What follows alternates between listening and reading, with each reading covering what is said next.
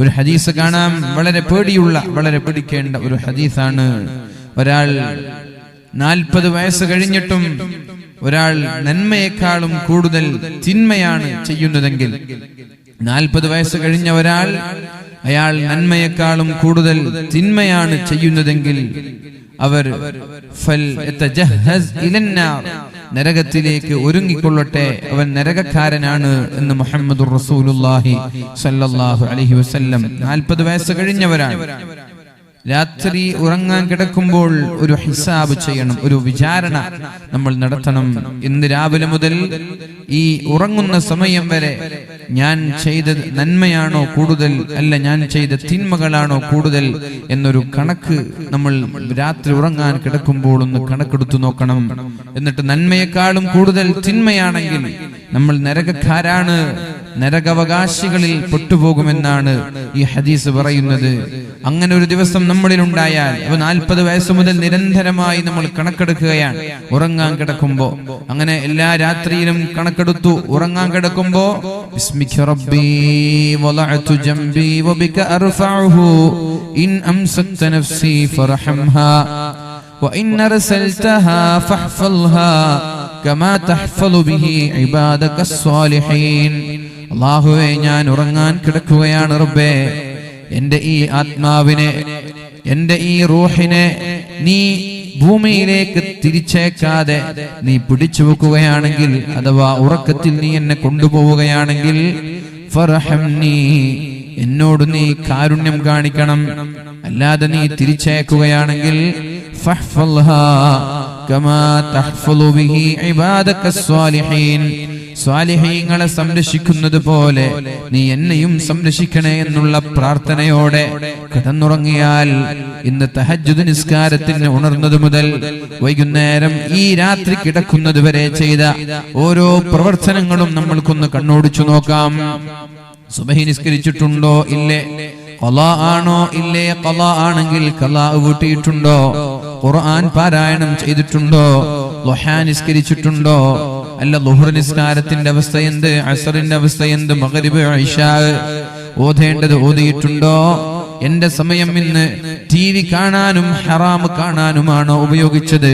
നന്മയ്ക്ക് വേണ്ടിയാണോ ഞാൻ ഇന്ന് എന്റെ സമയം ഉപയോഗിച്ചത്, അല്ല തിന്മയ്ക്ക് വേണ്ടിയിട്ടാണോ? കൂടുതൽ തിന്മയ്ക്ക് വേണ്ടിയിട്ടാണ് എന്ന് നമ്മൾക്ക് തോന്നിയാൽ ആ രാത്രി ആ ബെഡിൽ നിന്ന് ഉറക്കെ എണീറ്റ് ആ തിന്മയുടെ ദിവസം നന്മ കൂടുതലാക്കാൻ വേണ്ടി അല്പം ഇസ്തിഗ്ഫാർ ചൊല്ലി, സ്വലാത്ത് ചൊല്ലി, ദുആ ചെയ്ത്, തൗബ ചെയ്ത് നമ്മൾക്ക് കിടന്നുറങ്ങാം. ഇങ്ങനെ ഓരോ ദിവസം ഉറങ്ങാൻ കിടക്കുമ്പോ ഈ ഒരു വിചാരണ നമ്മൾ നടത്തിയിട്ട് തിന്മയെക്കാളും കൂടുതൽ നന്മയാക്കി കിടന്നുറങ്ങിയാൽ ഇൻഷാ അല്ലാഹ് നമ്മൾക്ക് രക്ഷപ്പെടാം. അല്ലാഹു നമ്മളെ രക്ഷപ്പെടുത്തട്ടെ. അല്ലാഹു മരണസമയത്ത് ഈമാൻ സലാമത്തായി മരിച്ച് പുഞ്ചിരിച്ച് മരിക്കാനും അതേപോലെ ഖബർ ജീവിതത്തിൽ സന്തോഷത്തോടെ ചെലവഴിക്കാനും അല്ലാഹു തൗഫീഖ് ചെയ്യട്ടെ. എല്ലാ ദിവസവും ഒരു വിചാരണ. ഉറങ്ങാൻ കിടക്കുമ്പോ ഒരു മരുന്നുണ്ട്. ആ മരുന്ന് കഴിച്ചാൽ അല്ലാഹു അസുഖങ്ങളിൽ നിന്ന് നമ്മെ തടയും. അസുഖങ്ങൾ ഉണ്ടാവില്ല. എന്താണ് ആ മരുന്ന്?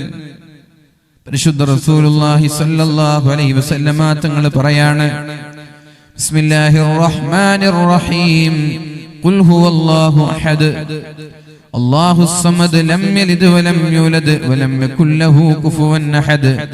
ബിസ്മില്ലാഹിർ റഹ്മാനിർ റഹീം, قل أعوذ برب الفلق من شر ما خلق ومن شر غاسق إذا وقب ومن شر النفاثات في العقد ومن شر حاسد إذا حسد. بسم الله الرحمن الرحيم.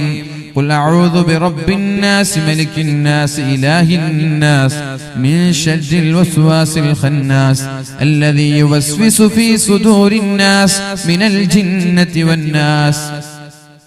എന്നുള്ള ഈ 3 സൂറത്തുകൾ നമ്മുടെ ബെഡിൽ ഇരുന്ന് നമ്മൾ പാരായണം ചെയ്ത് നമ്മുടെ കൈകളിലേക്ക് ഊതി എവിടെയൊക്കെയാണോ കൈകൾ എത്തുന്നത് അവിടേക്കൊക്കെ തടവിയാൽ 3 തവണ ഊതണം. ഒരു തവണ കൈയിലൂതി എവിടെയൊക്കെയാണോ കൈകൾ എത്തുന്നത് അവിടെയൊക്കെ തടവണം. രണ്ടാമതും ഊതണം, പിന്നെയും തടവണം. മൂന്നാമതും ഊതണം, പിന്നെയും തടവണം. ഇത് എല്ലാ ദിവസവും അള്ളാഹുവിന്റെ ഹബീബ് പഠിപ്പിച്ചു തന്നൊരു ദിക്റാണ്, ഒരു മരുന്നാണിത്. ഈ പരിശുദ്ധമായ 3 സൂറത്തുകൾ പാരായണം ചെയ്ത് കൈകളിലൂതി ശരീരത്തെ തടവുന്ന ആളുകൾക്ക് അല്ലാഹു മാരകമായ രോഗങ്ങളിൽ നിന്ന് സംരക്ഷണം നൽകുമെന്ന് മുഹമ്മദുർ റസൂലുള്ളാഹ്. രോഗം വന്നിട്ട് ചികിത്സിക്കുന്നതിനേക്കാളും നല്ലത് രോഗം വരാതെ നമ്മുടെ ശരീരത്തെ നമ്മൾക്ക് സംരക്ഷിക്കാം. രോഗം വന്നിട്ട് ഒരുപാട് മരുന്നുകൾ കഴിച്ച്, ഒരുപാട് ഗുളികകൾ കഴിച്ച്, ലക്ഷങ്ങൾ ഹോസ്പിറ്റലുകളിൽ കൊണ്ടുപോയി ഡോക്ടർമാർക്ക് നൽകി, ഒരുപാട് പ്രയാസങ്ങൾ അനുഭവിച്ച് അതിൽ നിന്ന് ശിഫ ലഭിക്കുന്നതിനേക്കാളും ശമനം ലഭിക്കുന്നതിനേക്കാളും നമ്മൾക്ക് നല്ലത് രോഗം വരാതെ നമ്മുടെ ശരീരത്തെ സംരക്ഷിക്കാം. അല്ലാഹു തൗഫീഖ് ചെയ്യട്ടെ. അതുകൊണ്ട് ആഫിയത്ത് ആഗ്രഹിക്കുന്ന ആളുകൾ, ആരോഗ്യം ആഗ്രഹിക്കുന്ന ആളുകൾ, മരണം വരെ ശാരീരിക ആരോഗ്യം നിലനിർത്താൻ ആഗ്രഹിക്കുന്ന ആളുകൾ ഇൻഷാ അല്ലാഹ് ഇന്നു മുതൽ ഉറങ്ങാൻ കിടക്കുമ്പോ വുളൂ ചെയ്ത് ബെഡ്റൂമിലേക്ക് വരണം. വുളൂ ചെയ്യാതെ കിടന്നുറങ്ങരുത്. വുളൂ ചെയ്ത് ബെഡ്റൂമിലേക്ക് കടന്നു വന്ന് നമ്മുടെ ബെഡിൽ കയറിയിരുന്നാൽ ഭാര്യയും ഭർത്താവും അതുപോലെ മക്കൾ എല്ലാ ആളുകളും 10 വയസ്സ് മുതലുള്ള എല്ലാ ആളുകളും തന്റെ കൈകളിലേക്ക് ഊതി ശരീരമാസകലം ഒന്ന് തടവണം. കാരണം ഒരുപാട് രോഗങ്ങൾ കൊണ്ട് പ്രയാസപ്പെടുന്ന കാലമാണിത്. വ്യത്യസ്തമായ രോഗമാണ് പല ആളുകൾക്ക്. എന്താണ് രോഗത്തിന്റെ പേര് എന്ന് ഡോക്ടർമാർക്ക് അറിയാത്ത കാലമാണിത്. ഏത് മരുന്നാണ് നൽകേണ്ടതെന്നറിയാത്ത കാലമാണിത്. എന്ത് നൽകിയാലാണ് സുഖപ്പെടുക? ലക്ഷങ്ങൾ ചെലവഴിച്ചിട്ടും ശിഫ ലഭിക്കാതെ ആയിരക്കണക്കിന് ആളുകൾ ലോകത്തോട് വിട പറഞ്ഞു പോകുമ്പോ ക്യാൻസർ രോഗം പടർന്ന് പന്തലിച്ചുകൊണ്ടിരിക്കുന്ന ഒരു കാലമാണ്. ഓരോ വീട്ടിലും ഒരു രോഗി. അതിന് പ്രത്യേകമായ ഭക്ഷണത്തിന്റെ കാരണങ്ങളൊന്നും പറഞ്ഞ് രക്ഷപ്പെടാൻ നമ്മൾക്ക് കഴിയില്ല. നമ്മൾ പറയും ജങ്ക് ഫുഡ് കഴിച്ചത് കൊണ്ടാണ് ക്യാൻസർ വരുന്നത് എന്ന്. എന്നാൽ എനിക്കറിയാം ഒരു സഹോദരിയെ, വീടിന്റെ സ്വന്തം പറമ്പത്തുണ്ടാക്കിയ പച്ചക്കറികൾ മാത്രം കഴിച്ച് ജീവിക്കുന്ന ഒരു സഹോദരിക്ക് ബ്രസ്റ്റ് ക്യാൻസർ ഉണ്ടായത് എനിക്കറിയാം. ഇന്നും ജീവിച്ചിരിപ്പുണ്ട്. അള്ളാഹു ശിഫ നൽകട്ടെ. അപ്പോ ജങ്ക് ഫുഡോ അല്ലെങ്കിൽ മറ്റുള്ള ഭക്ഷണങ്ങളുടെയൊക്കെ കാരണം പറഞ്ഞ് നമ്മൾ രക്ഷപ്പെടാൻ നോക്കണ്ട.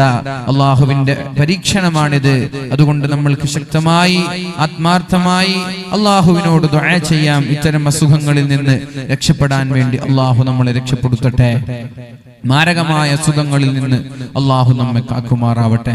അപ്പൊ പ്രിയപ്പെട്ട സഹോദരങ്ങൾ, സഹോദരന്മാർ എല്ലാവരും രാത്രി ഉറങ്ങാൻ കിടക്കുമ്പോ എന്തു ചെയ്യണം? ഇങ്ങനൊരു ദിക്ർ ചൊല്ലി ശരീരമാസകലം ഒന്നൂതി തടവി ദുആ ചെയ്യണം. അള്ളാഹു നമ്മൾക്ക് എല്ലാവർക്കും ശിഫ നൽകി അനുഗ്രഹിക്കട്ടെ.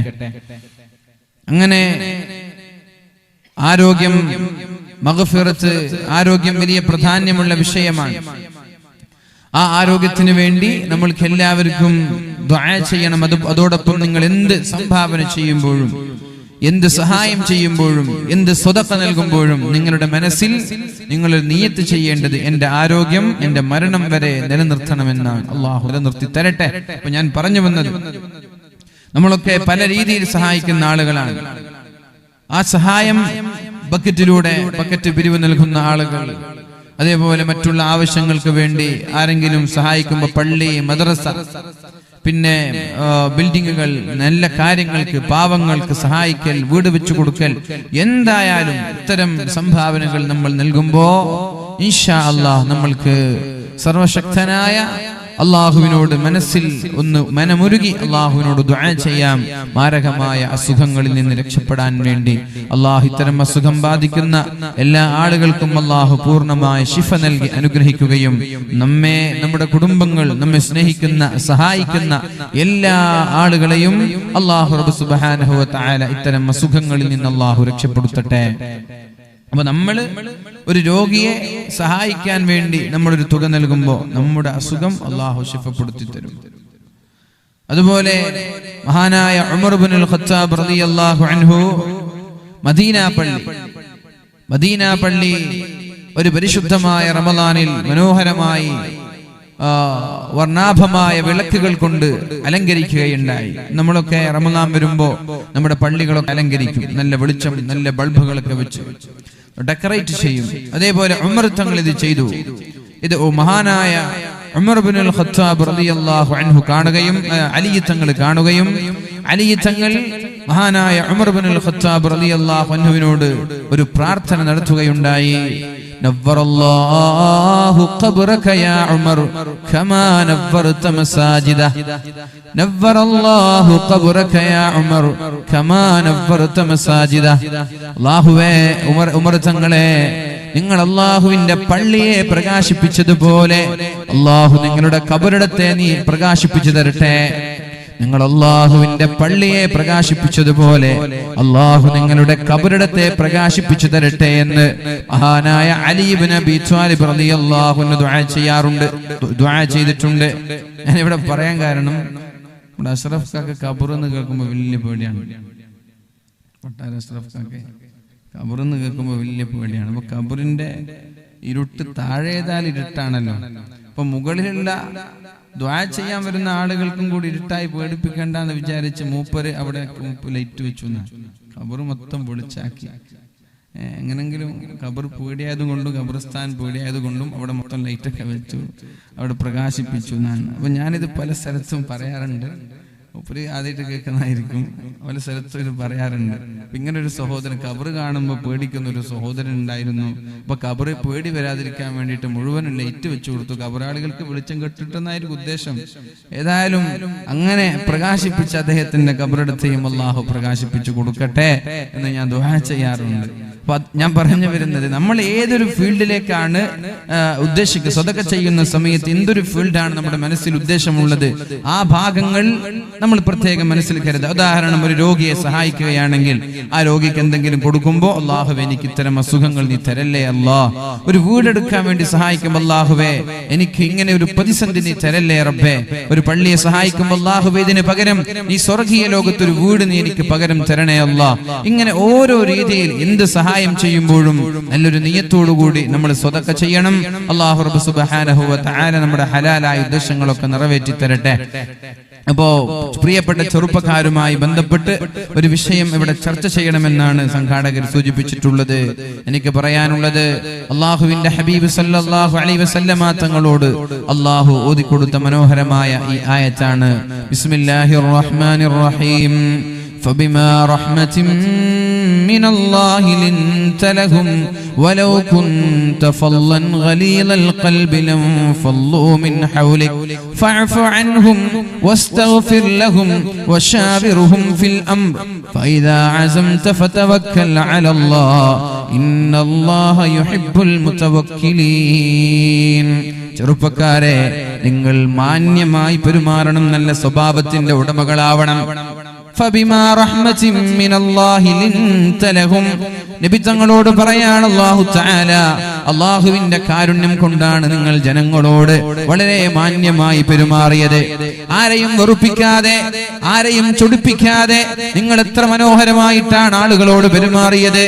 ശക്തമായ ചുട്ടുപൊള്ളുന്ന മണലാരുണ്യത്തിലൂടെ നഗ്നനാക്കി ഒരു കുപ്പായം പോലും നൽകാതെ മഹാനായ ബിലാൽ ഇബ്നു റബാഹ് റളിയല്ലാഹു അൻഹുവിനെ വളരെ ദയനീയമായി വലിച്ചു കൊണ്ടുപോയി ശരീരത്തിലേക്ക് തുരുതുരാ ചാട്ടവാറുകൾ കൊണ്ട് ആഞ്ഞടിച്ച് ശക്തമായ ചുട്ടുപൊള്ളുന്ന വനഭൂമിയിൽ തിളച്ചുമറിയുന്ന വെള്ളം ശരീരത്തിലേക്ക് ഒഴിച്ച് മഹാനായ ബിലാൽ ഇബ്നു റബാഹ് റളിയല്ലാഹു അൻഹു ദാഹിക്കുമ്പോൾ അൽമാ വെള്ളം തരണേ എന്ന് ദുആ വിളിച്ചു പറഞ്ഞപ്പോ ഫറഫഅ സൗബഹു വബാല ഇലാ ഫമിഹി. മഹാനായ ബിലാൽ തങ്ങളുടെ യജമാനൻ തന്റെ വസ്ത്രം ഉയർത്തി ബിലാൽ തങ്ങളുടെ വായയിലേക്ക് മൂത്രമൊഴിച്ചു കൊടുത്തിട്ടുണ്ട്. മഹദിയായ സുമയ്യ ബീവി റളിയല്ലാഹു അൻഹയെ ഇസ്ലാം സ്വീകരിച്ചത് കാരണത്താൽ വളരെ നിഷ്ഠൂരമായ ലൈംഗികാവയവങ്ങളിലേക്ക് ഇരുമ്പിന്റെ ദണ്ഡകൾ കുത്തിക്കയറ്റി ദയനീയമായി കൊല ചെയ്തിട്ടുണ്ട്. ഇത്തരം ആളുകളോട് വരെ അല്ലാഹുവിന്റെ ഹബീബ് വളരെ മാന്യമായിട്ടാണ് പെരുമാറിയത്. ഇവിടെയാണ് വിഷയം. വലാ തസ്തവിൽ ഹസനതു വലസ്സയ്യിഅ വലാ തസ്തവിൽ ഹസനതു വലസ്സയ്യിഅ.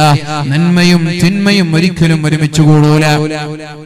നന്മയും തിന്മയും ഒരിക്കലും സമമാവുകയില്ല.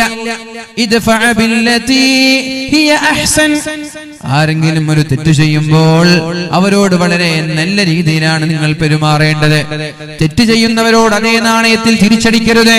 തെറ്റ് ചെയ്യുന്നവരോട് വളരെ മാന്യമായിട്ടാണ് നിങ്ങൾ പെരുമാറേണ്ടത്. അങ്ങനെ പെരുമാറിയാലോ ഫഇദല്ലദീ ബൈനക വബൈനഹു അദാവ, നിന്റെ ഏറ്റവും വലിയ ശത്രുവാണെങ്കിൽ, നിന്നെ ആക്രമിക്കാനും നശിപ്പിക്കാനും തകർക്കാനും വരുന്ന ശത്രുവാണെങ്കിൽ വരെ കഅന്നഹു വലിയുൻ ഹമീം, അവര് നിന്റെ ഇഷ്ടക്കാരായ നിന്റെ സ്വന്തം ചങ്ങാതിമാരായി മാറുന്നത് നിനക്ക് കാണാമെന്ന് അല്ലാഹു പരിശുദ്ധ ഖുർആനിലൂടെ പറഞ്ഞത് വെറുതെയല്ല. അല്ലേ? നമ്മൾ അവരെ ഇത്തരം ഇങ്ങനെ ഒരു കേസ് നമ്മൾ പിടിക്കുമ്പോ ഉടനെ തെങ്ങിലൊക്കെ കെട്ടിയിട്ട് കൊടുക്കലല്ല. അവരെ പിടിച്ചു, മാന്യമായി അവർക്ക് പെരുമാറി, ഇത് ആവർത്തിക്കരുത് മോനെ, ഇതൊക്കെ മോശമല്ലേ എന്ന രീതിയിൽ അവർക്ക് അഫ്വം വ മഅദിറ നൽകിയാൽ അവർ നമ്മുടെ സ്വന്തക്കാരായി, നമ്മുടെ ഇഷ്ടക്കാരായി, നമ്മുടെ സുഹൃത്തുക്കളായി അവർ മാറും. അത്തരം ചില സംഭവങ്ങളാണ് നമ്മൾക്ക് ഇന്നിവിടെ ചർച്ച ചെയ്യാനുള്ളത്. മഹാനായ ഇബ്രാഹിം ഇബ്നു അദ്ഹം റളിയല്ലാഹു അൻഹു ഒരു ദിവസം ഇങ്ങനെ നടന്നുകൊണ്ടിരിക്കുകയാണ്. ഒരു ജൂതന്റെ സമീപത്തോടുകൂടെ നടന്നു പോകുമ്പോഴാണ് ജൂതന്റെ കയ്യിൽ ഒരു നായയുണ്ട്. ഒരു നായയും പിടിച്ച് ജൂതൻ നടക്കാൻ. അതുവഴിയാണ് ഇബ്രാഹിം ഇബ്നു അദ്ഹം റളിയല്ലാഹു അൻഹു നടന്നുപോയത്. ഇബ്രാഹിം ഇബ്നു അദ്ഹം റളിയല്ലാഹു അൻഹുവിനെ പരിചയമില്ലാത്ത ഒരാൾ ഇവിടെ ഉണ്ടാവില്ല. അധികാരത്തിന്റെ ചെങ്കോല് വലിച്ചെറിഞ്ഞ്, അധികാരത്തിന്റെ രാജകീയ പ്രൗഢി വലിച്ചെറിഞ്ഞ് ത്യാഗത്തിന്റെയും സുഹുദിന്റെയും സൂഫിസത്തിന്റെയും മേഖലകളിലേക്ക് യാത്ര തിരിച്ച വലിയൊരു മഹാനാണ് ഇബ്രാഹിം ഇബ്നു അദ്ഹം റളിയല്ലാഹു അൻഹു. ഒരുപാട് പ്രഗത്ഭരായ ശിഷ്യന്മാരെ വളർത്തിയെടുത്ത മഹാനാണ്. ശഖീഖുൽ ബൽഖി ഇബ്രാഹിം ഇബ്നു അദ്ഹമിന്റെ ശിഷ്യനാണ്. ആ ഇബ്രാഹിം ഇബ്നു അദ്ഹം റളിയല്ലാഹു അൻഹു ഇങ്ങനെ നടന്നു പോകുമ്പോഴാണ് നായയെ കയ്യിൽ പിടിച്ചുകൊണ്ടൊരു ജൂതൻ ആ സ്ഥലത്ത് നിൽക്കുന്നത് കാണാനിടയായത്. ഇബ്രാഹിം ഇബ്നു അദ്ഹമിനെ പ്രകോപിപ്പിക്കാൻ ജൂതൻ തീരുമാനിച്ചു. ഇബ്രാഹിം ഇബ്നു അദ്ഹം സമീപത്തേക്ക് എത്തിയപ്പോൾ ജൂതൻ പറയുകയുണ്ടായി, യാ ഇബ്രാഹിം ലഹിയതുക ഹാദിഹി അത്ഹറു മിൻ ദനബി കൽബി, നിന്റെ ഈ താടിയാണോ അല്ല എന്റെ നായയുടെ വാലാണോ ശുദ്ധിയുള്ളത്? അംദനബു കൽബി അത്ഹറു മിൻ ലഹിയതിക, അല്ല എന്റെ നായയുടെ വാലാണോ നിന്റെ താടിയേക്കാൾ ശുദ്ധിയുള്ളത്? നിന്റെ താടിക്കാണോ അല്ല എന്റെ നായയുടെ വാലിനാണോ ശുദ്ധിയുള്ളത് എന്ന് മഹാനായ ഇബ്രാഹിം ഇബ്നു അദ്ഹം റളിയല്ലാഹു അൻഹുവിന്റെ മുഖം നോക്കി, താടി നോക്കി പറഞ്ഞപ്പോൾ ഇബ്രാഹിം ഇബ്നു അദ്ഹം റളിയല്ലാഹു അൻഹു ഉടനെ തന്നെ മറുപടി പറഞ്ഞത്, കുൻതു മിൻ അഹ്ലിൽ ജന്ന ഫഇന്ന ലഹിയതി അത്ഹറു മിൻ കൽബിക വഇൻ കുൻതു മിൻ അഹ്ലിൻ നാർ ഫദനബു കൽബിക അഫ്ളലു മിൻ ലഹിയതി. ഞാൻ സ്വർഗ്ഗക്കാരനാണെങ്കിൽ, ഞാൻ മരിച്ച് സ്വർഗ്ഗത്തിലേക്ക് പോകുന്ന സ്വർഗ്ഗാവകാശിയാണെങ്കിൽ നിന്റെ നായയുടെ വാലിനേക്കാളും ശുദ്ധി എന്റെ താടിക്കാണ്. ഇനി ഞാൻ നരകക്കാരനാണെങ്കിൽ, ഞാൻ തെമ്മാടികളിൽപ്പെട്ട് ഏറ്റവും നിന്ദ്യരായി നരകത്തിലേക്ക് പോകേണ്ട ആ പാപികളിൽപ്പെട്ട ആളാണെങ്കിൽ എന്റെ താടിയല്ല നിന്റെ നായയുടെ വാലാണ് ശുദ്ധിയുള്ളത്, എന്റെ താടിയേക്കാളും ശുദ്ധി നിന്റെ നായയുടെ വാലിനാണ് എന്ന് മഹാനായ ഇബ്രാഹിം ഇബ്നു അദ്ഹം റളിയല്ലാഹു അൻഹു മറുപടി പറഞ്ഞപ്പോ, അഥവാ സ്വർഗ്ഗക്കാരൻ ഉയർന്നവനാണ്, എനിക്കല്ല പ്രസക്തി. ഞാനൊരു സ്വർഗ്ഗക്കാരനാണെങ്കിൽ എനിക്ക് പ്രസക്തിയുണ്ട്, ഞാൻ നരകക്കാരനാണെങ്കിൽ എനിക്കൊരു പ്രസക്തിയുമില്ല, നിന്റെ നായേക്കാളും ഞാൻ മോശമാണ് എന്നാണ് മഹാനായ ഇബ്രാഹിം ഇബ്നു അദ്ഹം റളിയല്ലാഹു അൻഹു പറഞ്ഞത്. ഞാൻ ചോദിക്കട്ടെ, നമ്മൾ ഇങ്ങനെ നടന്നു പോകുമ്പോൾ ഏതെങ്കിലും ഒരാൾ മുമ്പിലേക്ക് വന്നിട്ട് നീ നായേക്കാളും മോശമാണെന്ന് പറഞ്ഞാൽ നമ്മൾ സഹിച്ചു നിൽക്കുമോ? മിണ്ടാതിരിക്കുമോ? ഏത് രീതിയിലാണ് നമ്മൾ പ്രതികരിക്കുക? നമ്മൾ ഇങ്ങനെ ടൗണിലേക്ക് പോകുമ്പോ ഏതെങ്കിലും ഒരാൾ നായം പിടിച്ചു വന്നിട്ട് നിന്റെ മോന്തേക്കാളും ഭംഗി എന്റെ നായയുടെ മുഖത്തിനുണ്ടെന്ന് പറഞ്ഞാല് മാഷാ അല്ലാഹ് ഉഷാറായി എന്ന് പറയാം. നമ്മൾ എന്താ പറയാ? എന്തെങ്കിലും തിരിച്ചതേപോലെ ചീത്ത വിളിച്ച് നമ്മൾ ഇവിടുന്ന് സ്ഥലം വിടുന്നു. ഇബ്രാഹിം ഇബ്നു അദ്ഹം പറഞ്ഞത് ശരിയാണ്. ഞാൻ നരകക്കാരനാണെങ്കിൽ എന്റെ താടിയേക്കാളും നല്ലത് നിന്റെ നായയുടെ വാലാണ്. അപ്പോഴേക്കും ജൂതനായ ആള് പറഞ്ഞു, ഹാദിഹി അഖ്ലാഖുൻ നുബുവ, ഇതൊരു പ്രവാചകന്റെ സ്വഭാവമാണ്, പ്രവാചകന്മാരുടെ സ്വഭാവമാണിത്. വഅന അശ്ഹദു അല്ലാ ഇലാഹ ഇല്ലല്ലാഹ് വഅശ്ഹദു അന്ന മുഹമ്മദർ റസൂലുള്ളാഹ്, ഞാൻ അല്ലാഹുവിനെ കൊണ്ട് വിശ്വസിക്കുകയാണ്, ഞാൻ മുഹമ്മദ് നബിയെ കൊണ്ട് വിശ്വസിക്കുകയാണ് സല്ലല്ലാഹു അലൈഹി വസല്ലം എന്ന് പറഞ്ഞ് ഇസ്ലാമിലേക്ക് കടന്നു വന്നത് മഹാനായ ഇബ്രാഹിം ഇബ്നു അദ്ഹം റളിയല്ലാഹു അൻഹുവിന്റെ മാന്യമായ സ്വഭാവമാണ്. നേരെ മറിച്ച് അവിടെ മോശമായി പെരുമാറിയിരുന്നെങ്കിൽ ഈ ഒരാൾക്ക് ഇസ്ലാമിനെ കുറിച്ച് വ്യക്തമായി മനസ്സിലാക്കാൻ സാധിക്കുമായിരുന്നോ? ഇനി നമ്മൾ ആലോചിക്കേണ്ടത്, ഇത്തരം അവസരങ്ങൾ നമ്മൾക്കുണ്ടായിട്ടില്ലേ? പല മതസ്ഥരിൽ നിന്ന്, അന്യ മതസ്ഥരിൽ നിന്നൊക്കെ സ്കൂളിൽ പഠിക്കുമ്പോ, ജോലി ചെയ്യുമ്പോ, ഗൾഫ് രാജ്യങ്ങളിൽ നിന്നൊക്കെ പലപ്പോഴും കാണാറുണ്ട് കഅബയെ അവഹേളിക്കുന്നവർ, മുഹമ്മദ് നബിയെ സല്ലല്ലാഹു അലൈഹി വസല്ലം തങ്ങൾ അവഹേളിക്കുന്നവർ, പള്ളിയെ അവഹേളിക്കുന്നവരെ, അള്ളാഹുവിനെ അവഹേളിക്കുന്ന ആളുകൾ. അത്തരം ആളുകളെ തെരഞ്ഞു പിടിച്ചു കൊണ്ടുപോയി 10-15 ആളുകൾ കൂട്ടം കൂടി വളരെ നിഷ്ഠൂരമായി അടിക്കുന്ന വീഡിയോകളൊക്കെ കാണാറുണ്ട്. ചെയ്യരുത്, ചെയ്യരുത്. ഇത്തരം ഈ ആളുകളോട് വളരെ മാന്യമായി പെരുമാറി മഹാനായ ഇബ്രാഹിം ഇബ്നു അദ്ഹം റളിയല്ലാഹു അൻഹു കാണിച്ചു തന്ന ഈ ഒരു വഴിയിലൂടെ പെരുമാറിയിരുന്നെങ്കിൽ അവർക്കും ഇസ്ലാമിന്റെ വെളിച്ചം എത്തുമായിരുന്നില്ലേ? നമ്മുടെ മോശപ്പെട്ട സ്വഭാവം കാരണത്താൽ എത്ര പേരാണ് ഇസ്ലാം മനസ്സിലാകാതെ ഇസ്ലാമിന്റെ ശത്രുക്കളായി മാറിയത്.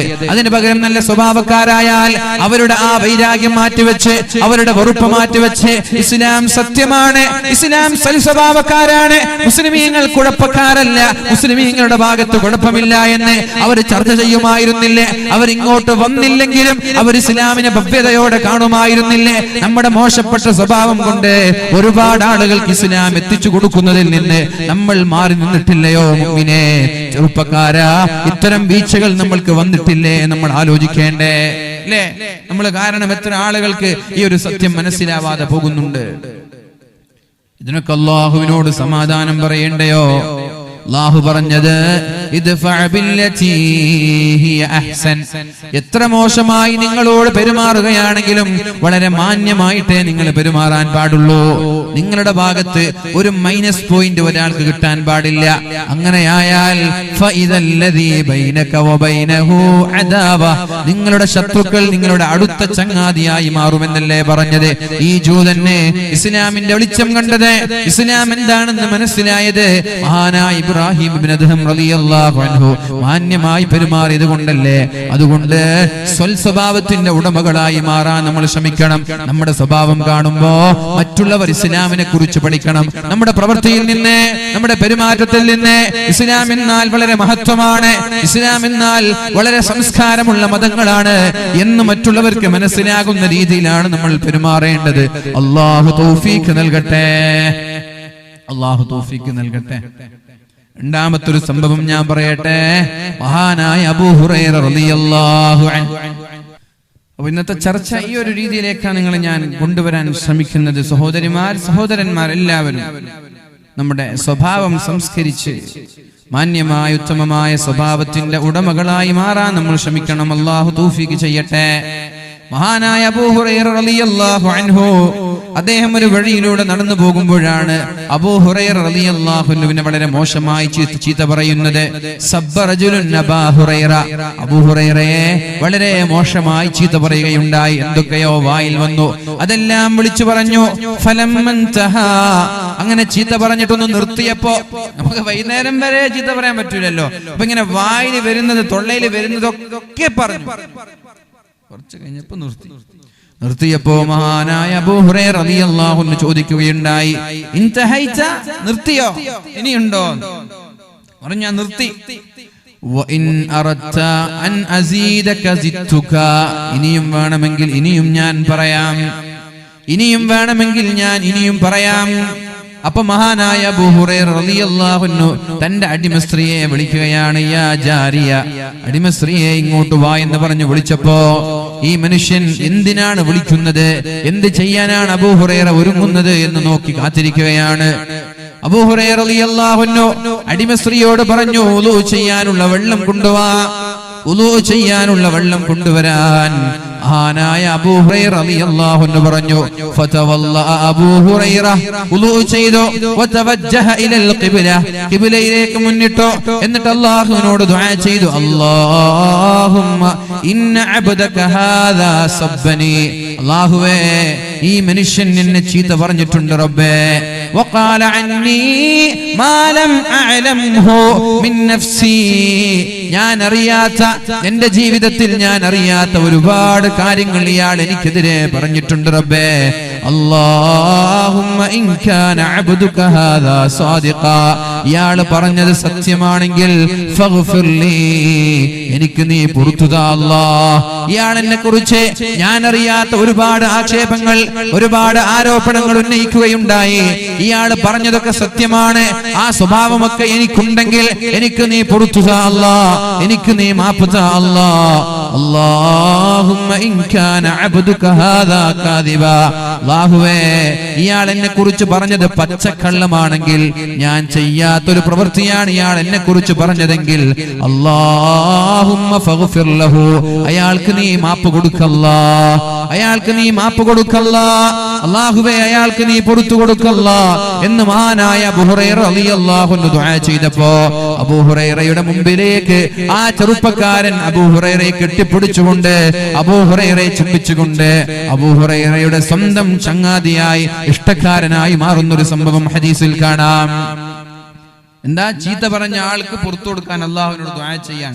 ഇപ്പൊ നമ്മളെ വീട്ടിലേക്ക് വന്നിട്ട് ഒരാൾ ചീത്ത പറയാൻ, അല്ലെങ്കിൽ ഫേസ്ബുക്കിലൂടെ, സോഷ്യൽ മീഡിയയിലൂടെ ഒക്കെ ഇന്നാലിന്ന വ്യക്തിക്കെതിരെ ഗുരുതരമായ ആരോപണങ്ങൾ ഉന്നയിക്കാൻ, നമ്മൾക്കെതിരെ ഒരു ആരോപണം, അയാൾ ഇങ്ങനെയാക്കി, അയാൾ ഇങ്ങനെയാക്കി എന്നൊക്കെ പറഞ്ഞിട്ട് ഒരു ആരോപണം, നമ്മൾക്ക് അങ്ങനെ ഒന്നും അറിയില്ല. വായിക്കുമ്പോഴാണ് യാ അല്ലാഹ്, പ്രത്യേകിച്ചിട്ട് വേദന്മാരായ ആളുകൾക്ക് വലിയ വലിയ ആരോപണങ്ങളൊക്കെ ഉണ്ടാവാറുണ്ട്, വ്യത്യസ്തമായ ആളുകൾക്ക്. അപ്പൊ ഈ വാല് പറയുന്ന ആളുകൾക്ക് ഇത് അറിയൂലായിരിക്കും. വേറെ ആരെങ്കിലും ഫോൺ വിളിച്ച് നിങ്ങളെ കുറിച്ച് ഇങ്ങനെയൊക്കെ കേൾക്കുന്നുണ്ടല്ലോ, സുബ്ഹാനല്ലാഹ്, എനിക്കത് ചിന്തിച്ചിട്ട് പോലുമില്ല. ഇങ്ങനെ ഒരു ആരോപണം നമ്മൾ കേൾക്കുമ്പോ നമ്മൾ എങ്ങനെയാ പ്രതികരിക്കുക? ആരോപണം ഉന്നയിച്ച ആൾക്കെതിരെ വളരെ മോശമായി പ്രതികരിക്കും. ഞാൻ ഒരിക്കലും മാപ്പ് നൽകൂല, ഞാൻ മരിച്ചാലും മാപ്പ് നൽകൂല, എന്റെ മയ്യത്ത് കാണാനും വരരുത്, അങ്ങനെയൊക്കെ പറയുന്ന ആളുകൾ, എന്റെ മയ്യത്ത് കാണരുതെന്നൊക്കെ പറയുന്ന ആളുകൾ. എന്തിനാണത്? അത് വളരെ മോശമാണ്. നമ്മളെല്ലാവർക്കും മാപ്പ് കൊടുക്കാം. നമ്മളോട് മോശമായി പെരുമാറിയവർക്ക് നമ്മൾക്ക് മാപ്പ് നൽകാം. പകയും വൈരാഗ്യവും വേണ്ട. അബൂ ഹുറൈറ റളിയല്ലാഹു അൻഹു ആരോപിച്ചാൽ അയാളുടെ മുമ്പിൽ വെച്ചാണ് ദുആ ചെയ്യുന്നത്, അല്ലാഹുവേ ഇയാൾ എന്നെ കുറിച്ച് പറഞ്ഞത് സത്യമാണെങ്കിൽ എനിക്ക് നീ പുറത്തു താ. അഥവാ എന്നിൽ അയാൾ പറയുന്നത് ഉണ്ട്, അയാൾ എന്നെ കുറിച്ച് ആരോപിക്കുന്നത് സത്യമാണെങ്കിൽ എനിക്ക് ആ സ്വഭാവമുണ്ട്, അതുകൊണ്ട് എനിക്ക് നീ പുറത്തു തരണം. ഇനി അയാൾ എന്നെ കുറിച്ച് പറയുന്നത് കള്ളമാണ്, എനിക്ക് അങ്ങനെ ഒരു സ്വഭാവം ഇല്ല എങ്കിൽ അയാൾക്ക് നീ പുറത്തു കൊടുക്ക് റബ്ബേ, അയാൾക്ക് നീ മാപ്പ് നൽകല്ലാ. ഇതിന്റെ പേരിൽ നാളെ ആഖിറത്തിൽ അയാളെ ശിക്ഷിക്കല്ലേ റബ്ബേ.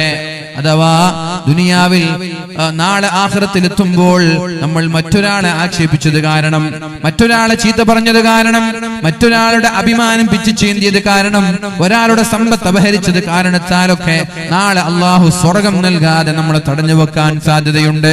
പരിശുദ്ധ റസൂലുള്ളാഹി സ്വല്ലല്ലാഹു അലൈഹി വസല്ലം കരഞ്ഞുകൊണ്ടും ചിരിച്ചുകൊണ്ടും പറഞ്ഞ രണ്ട് ഹദീസുകൾ കാണാം. ആദ്യം ചിരിക്കുകയും പിന്നെ കരയുകയും ചെയ്തു അള്ളാഹുവിന്റെ ഹബീബ് മഹാനായ അബൂ ഹുറൈറ, മഹാനായ ഉമർ ഇബ്നുൽ ഖത്താബ് റളിയല്ലാഹു അൻഹു ചോദിക്കുകയുണ്ടായി, എന്തിനാണ് നബിയെ നിങ്ങൾ ചിരിച്ചത്?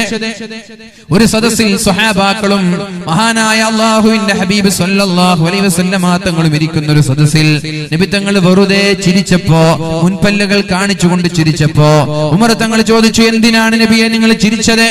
അപ്പോഴാണ് അല്ലാഹുവിന്റെ ഹബീബ് പറഞ്ഞത്, ഞാൻ നാളെ ആഖിറത്തിലെ ഒരു രംഗം കാണാനിടയായി. എന്റെ സമുദായത്തിലെ രണ്ട് ചെറുപ്പക്കാര് അള്ളാഹുവിന്റെ മുമ്പിലേക്ക് മുട്ടിലൂടെ ഇഴഞ്ഞു വരുന്ന രണ്ട് ചെറുപ്പക്കാരെ കാണാനിടയായി. ആ രണ്ട് ചെറുപ്പക്കാരും അള്ളാഹുവിന്റെ മുമ്പിലേക്ക് എത്തിയപ്പോൾ ഒരാൾ അള്ളാഹുവിനോട് പറയാണ്, അള്ളാഹുവേ ഇയാൾ എനിക്കെതിരെ ആരോപണം ഉന്നയിച്ച ആളാണ്, ഇയാൾ ദുനിയാവിലിരിക്കുമ്പോ എന്നെ ഇൻസൾട്ട് ചെയ്ത ആളാണ്, എന്നെ ചീത്ത പറഞ്ഞ ആളാണ്, എനിക്കെതിരെ ഗുരുതരമായ ആരോപണങ്ങൾ ഉന്നയിച്ച ആളാണ്, അതുകൊണ്ട് ഇയാളിൽ നിന്ന് എനിക്ക് പ്രതികാരമെടുക്കണം റബ്ബേ, ഇയാളിൽ നിന്ന് എനിക്ക് പ്രതികാരമെടുക്കണം അല്ലാ. അപ്പോൾ അല്ലാഹു പറഞ്ഞു, അയാളിൽ നിന്ന് പ്രതികാരമെടുക്കാൻ അയാളിൽ ഒരു നന്മ പോലും ബാക്കിയില്ലല്ലോ, ഒരു നന്മ പോലും ബാക്കിയില്ലാത്ത അയാളിൽ നിന്ന് എങ്ങനെയാണ് പ്രതികാരമെടുക്കുക? പ്രതികാരം എന്ന് പറഞ്ഞാൽ അയാളുടെ നന്മയെടുത്ത് നിങ്ങൾക്ക് നൽകലല്ലേ, അയാളിൽ ഒരു നന്മ പോലും ബാക്കിയില്ല, പിന്നെ എങ്ങനെയാണ് പ്രതികാരമെടുക്കേണ്ടത്? അപ്പോഴാണ് ആ മനുഷ്യൻ പറഞ്ഞത്, എന്നാൽ അല്ലാഹുവേ ഞാൻ ജീവിതത്തിൽ ചെയ്ത ഒരുപാട് തെറ്റുകളുണ്ട്, ഞാൻ എന്റെ ജീവിതത്തിൽ ചെയ്ത ഹറാമുകളുണ്ട്, ഈ ഹറാമുകൾ കാരണത്താലാണല്ലോ എനിക്ക് സ്വർഗം തടയപ്പെടുന്നത്, പറയപ്പെടുന്നത്, ഞാൻ ചെയ്ത ഹറാമുകൾ, ഞാൻ ചെയ്ത തെറ്റുകൾ അയാൾക്ക് കൊടുക്കു റബ്ബേ. ഇത് പറയുമ്പോൾ അല്ലാഹുവിന്റെ ഹബീബ് കരഞ്ഞുവത്രേ. ഹബീബിന്റെ കൺതടങ്ങൾ നിറഞ്ഞു, താടിരോമങ്ങൾ നിറഞ്ഞു. എന്തേ കരഞ്ഞത്? എന്നിട്ട് പറഞ്ഞു, സ്വഹാബ, അവിടുത്തെ കാര്യം വളരെ കഷ്ടമാണ് സ്വഹാബ. അവിടെ എങ്ങനെയെങ്കിലും രക്ഷപ്പെടാൻ വേണ്ടി ശ്രമിക്കുന്ന സമയമാണ്. സ്വന്തം തിന്മകൾ മറ്റൊരാളുടെ തലയിലിട്ട് എങ്ങനെയെങ്കിലും രക്ഷപ്പെടാൻ ആളുകൾ ആഗ്രഹിക്കുന്ന സമയമാണ് സ്വഹാബ. അവിടുത്തെ കാര്യം വളരെ ഗൗരവമാണ് സ്വഹാബ എന്ന് അല്ലാഹുവിന്റെ ഹബീബ് മുഹമ്മദുർ റസൂലുള്ളാഹ് സ്വല്ലല്ലാഹു അലൈഹി വസല്ലമ തങ്ങൾ പറഞ്ഞു കരയുകയുണ്ടായി. എന്നിട്ട് പറയാണ്, അപ്പോഴാണ് അല്ലാഹു തആല എന്റെ തെറ്റെടുത്ത്, എന്റെ ഹറാമുകളെടുത്ത്, എന്റെ ദോഷങ്ങളെടുത്ത് അയാൾക്ക് കൊടുക്കണമെന്ന് പറഞ്ഞപ്പോ അല്ലാഹു പറയാണ്, പൊന്നുമോനെ, ആകാശത്തേക്ക് മുകളിലേക്കൊന്ന് നോക്കൂ മോനെ,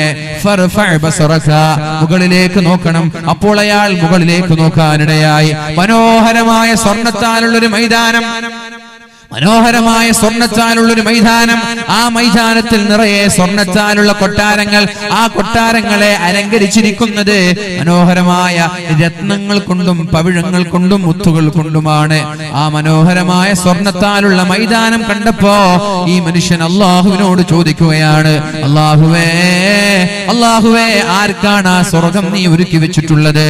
ഏത് പ്രവാചകനാണ്? ഏത് സ്വഹാബിക്കാണ്? ഏത് രക്തസാക്ഷിക്കാണ് റബ്ബേ? അപ്പോഴാണ് അല്ലാഹു പറയുന്നത്, ഇത് പ്രവാചകനല്ല, ഇത് സ്വഹാബിക്കല്ല, ഇത് രക്തസാക്ഷിക്കല്ല, ഇത് അല്ലാഹുവിന്റെ ഔലിയാക്കൾക്കുമല്ല.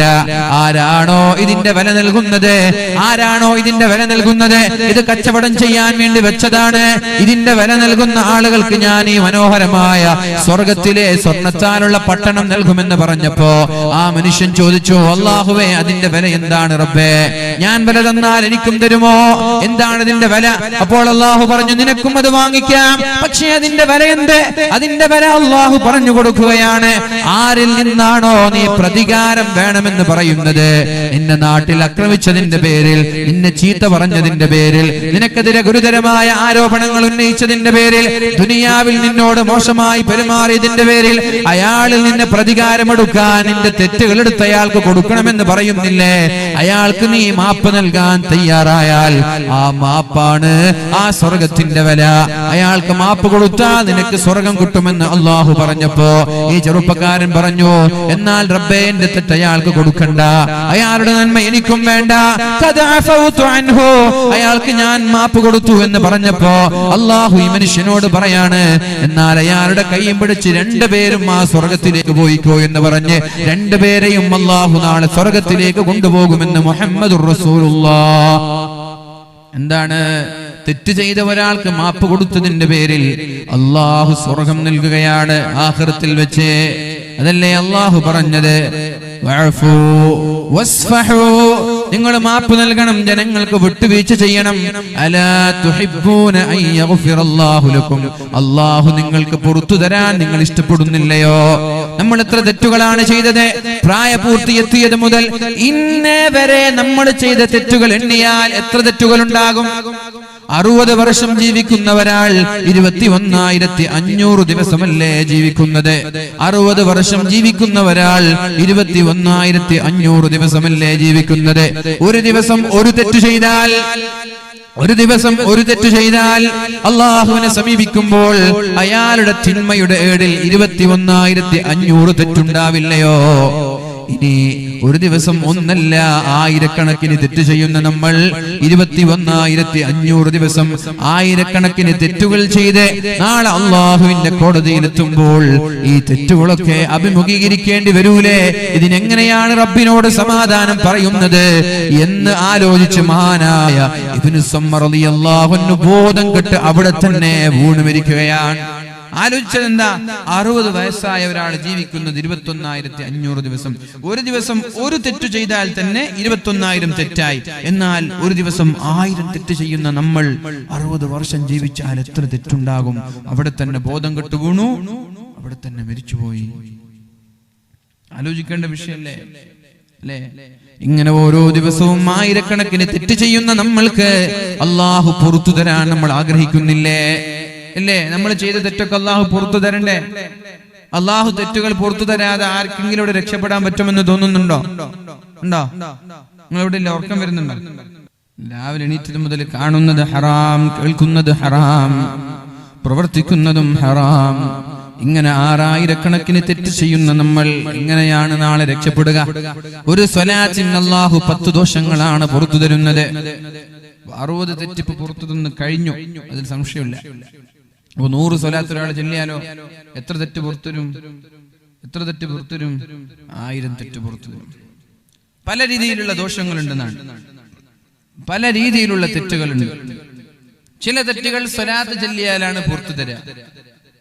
ചില തെറ്റുകൾ പുറത്തു തരുന്നത് സ്വതക്ക കൊടുക്കുമ്പോഴാണ്. ചില തെറ്റുകൾ പുറത്തു തരുന്നത് ഹജ്ജ് ചെയ്യുമ്പോഴാണ്.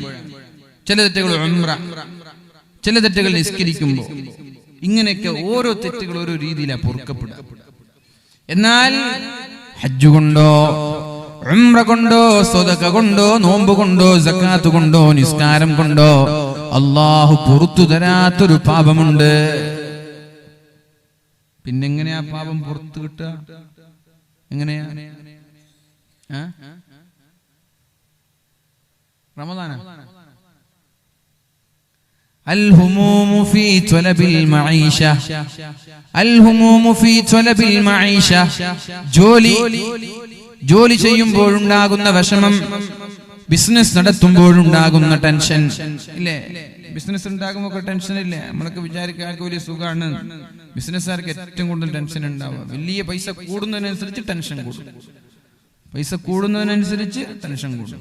പിന്നെ ഒരാൾക്ക് മാഷാ അല്ലാഹ് എനിക്കൊരു 5-6 ലക്ഷം മാസത്തിൽ വരുമാനമുണ്ട്, ഇനി എനിക്ക് കൂടുതലൊന്നും വേണ്ട, ഇതന്നെ നിലനിന്നാൽ മതി, അവർക്കൊരു ടെൻഷൻ ഉണ്ടാവില്ല. അവർക്ക് ഉള്ളതിൽ തൃപ്തിയുണ്ട്.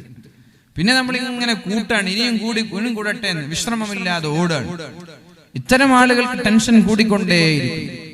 അപ്പൊ ഈ ടെൻഷനുകൾ, രാവിലെ എണീറ്റ് കൂലിപ്പണിക്ക് പോകണം, ശക്തമായ ചുട്ടുപൊള്ളുന്ന ഈ വെയിലത്ത് പിക്കാക്സും കൈക്കോട്ടുമെടുത്ത് നമ്മുടെ പാടങ്ങളും പറമ്പുകളും വെട്ടണം. അല്ലേ?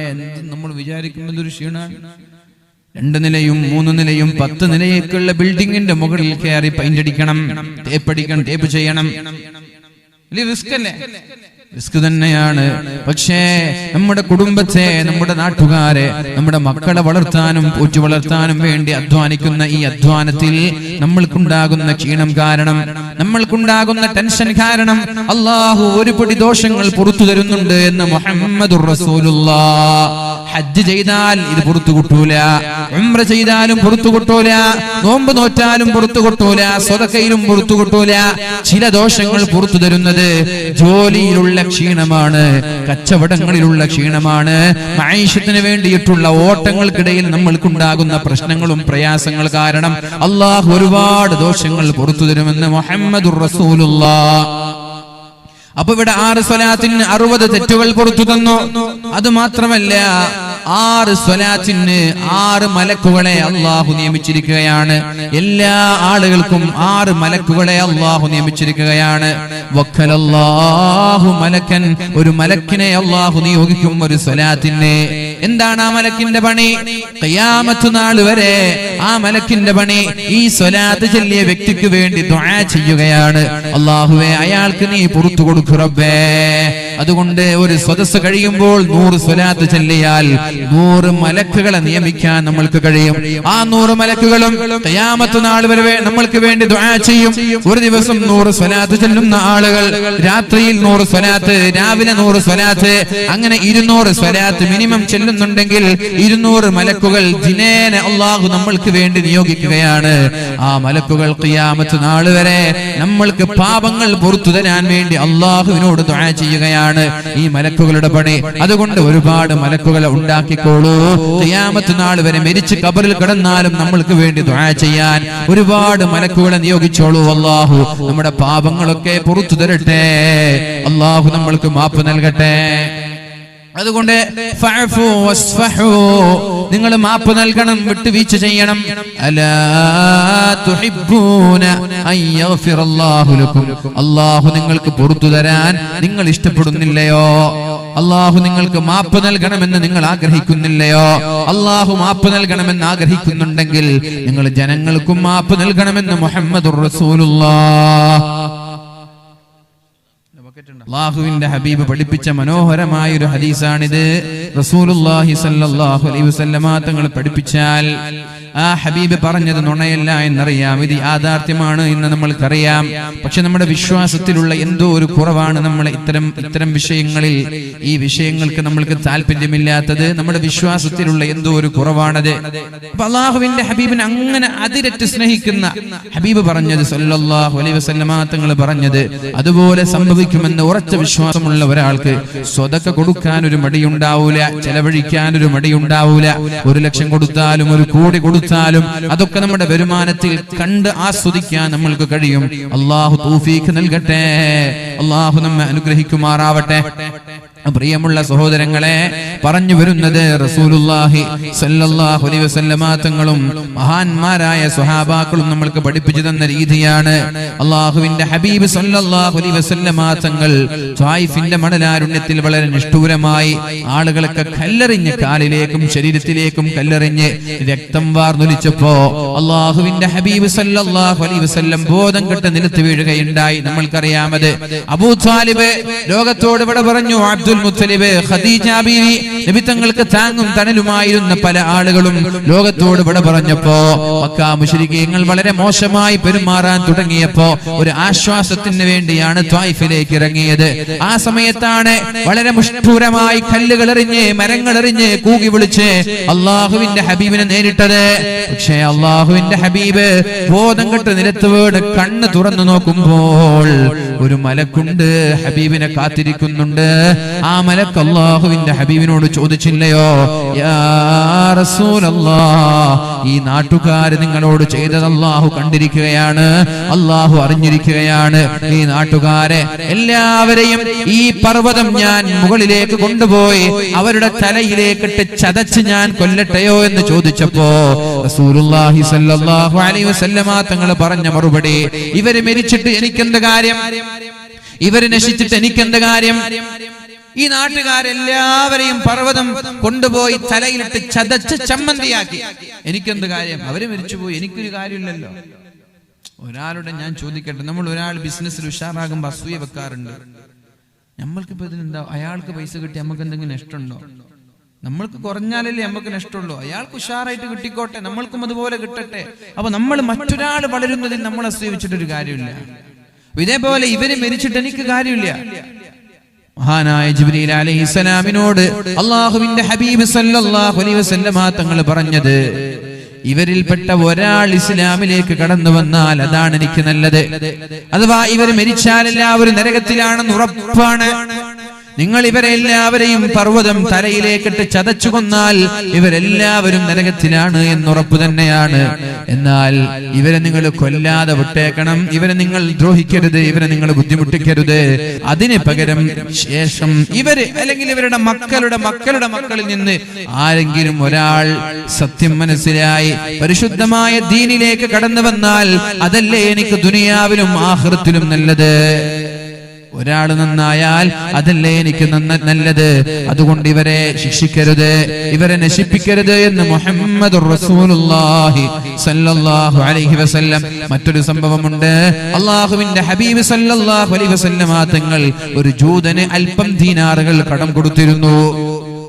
ജൂതൻ അല്പം ദീനാർ കടം കൊടുത്തിരുന്നു.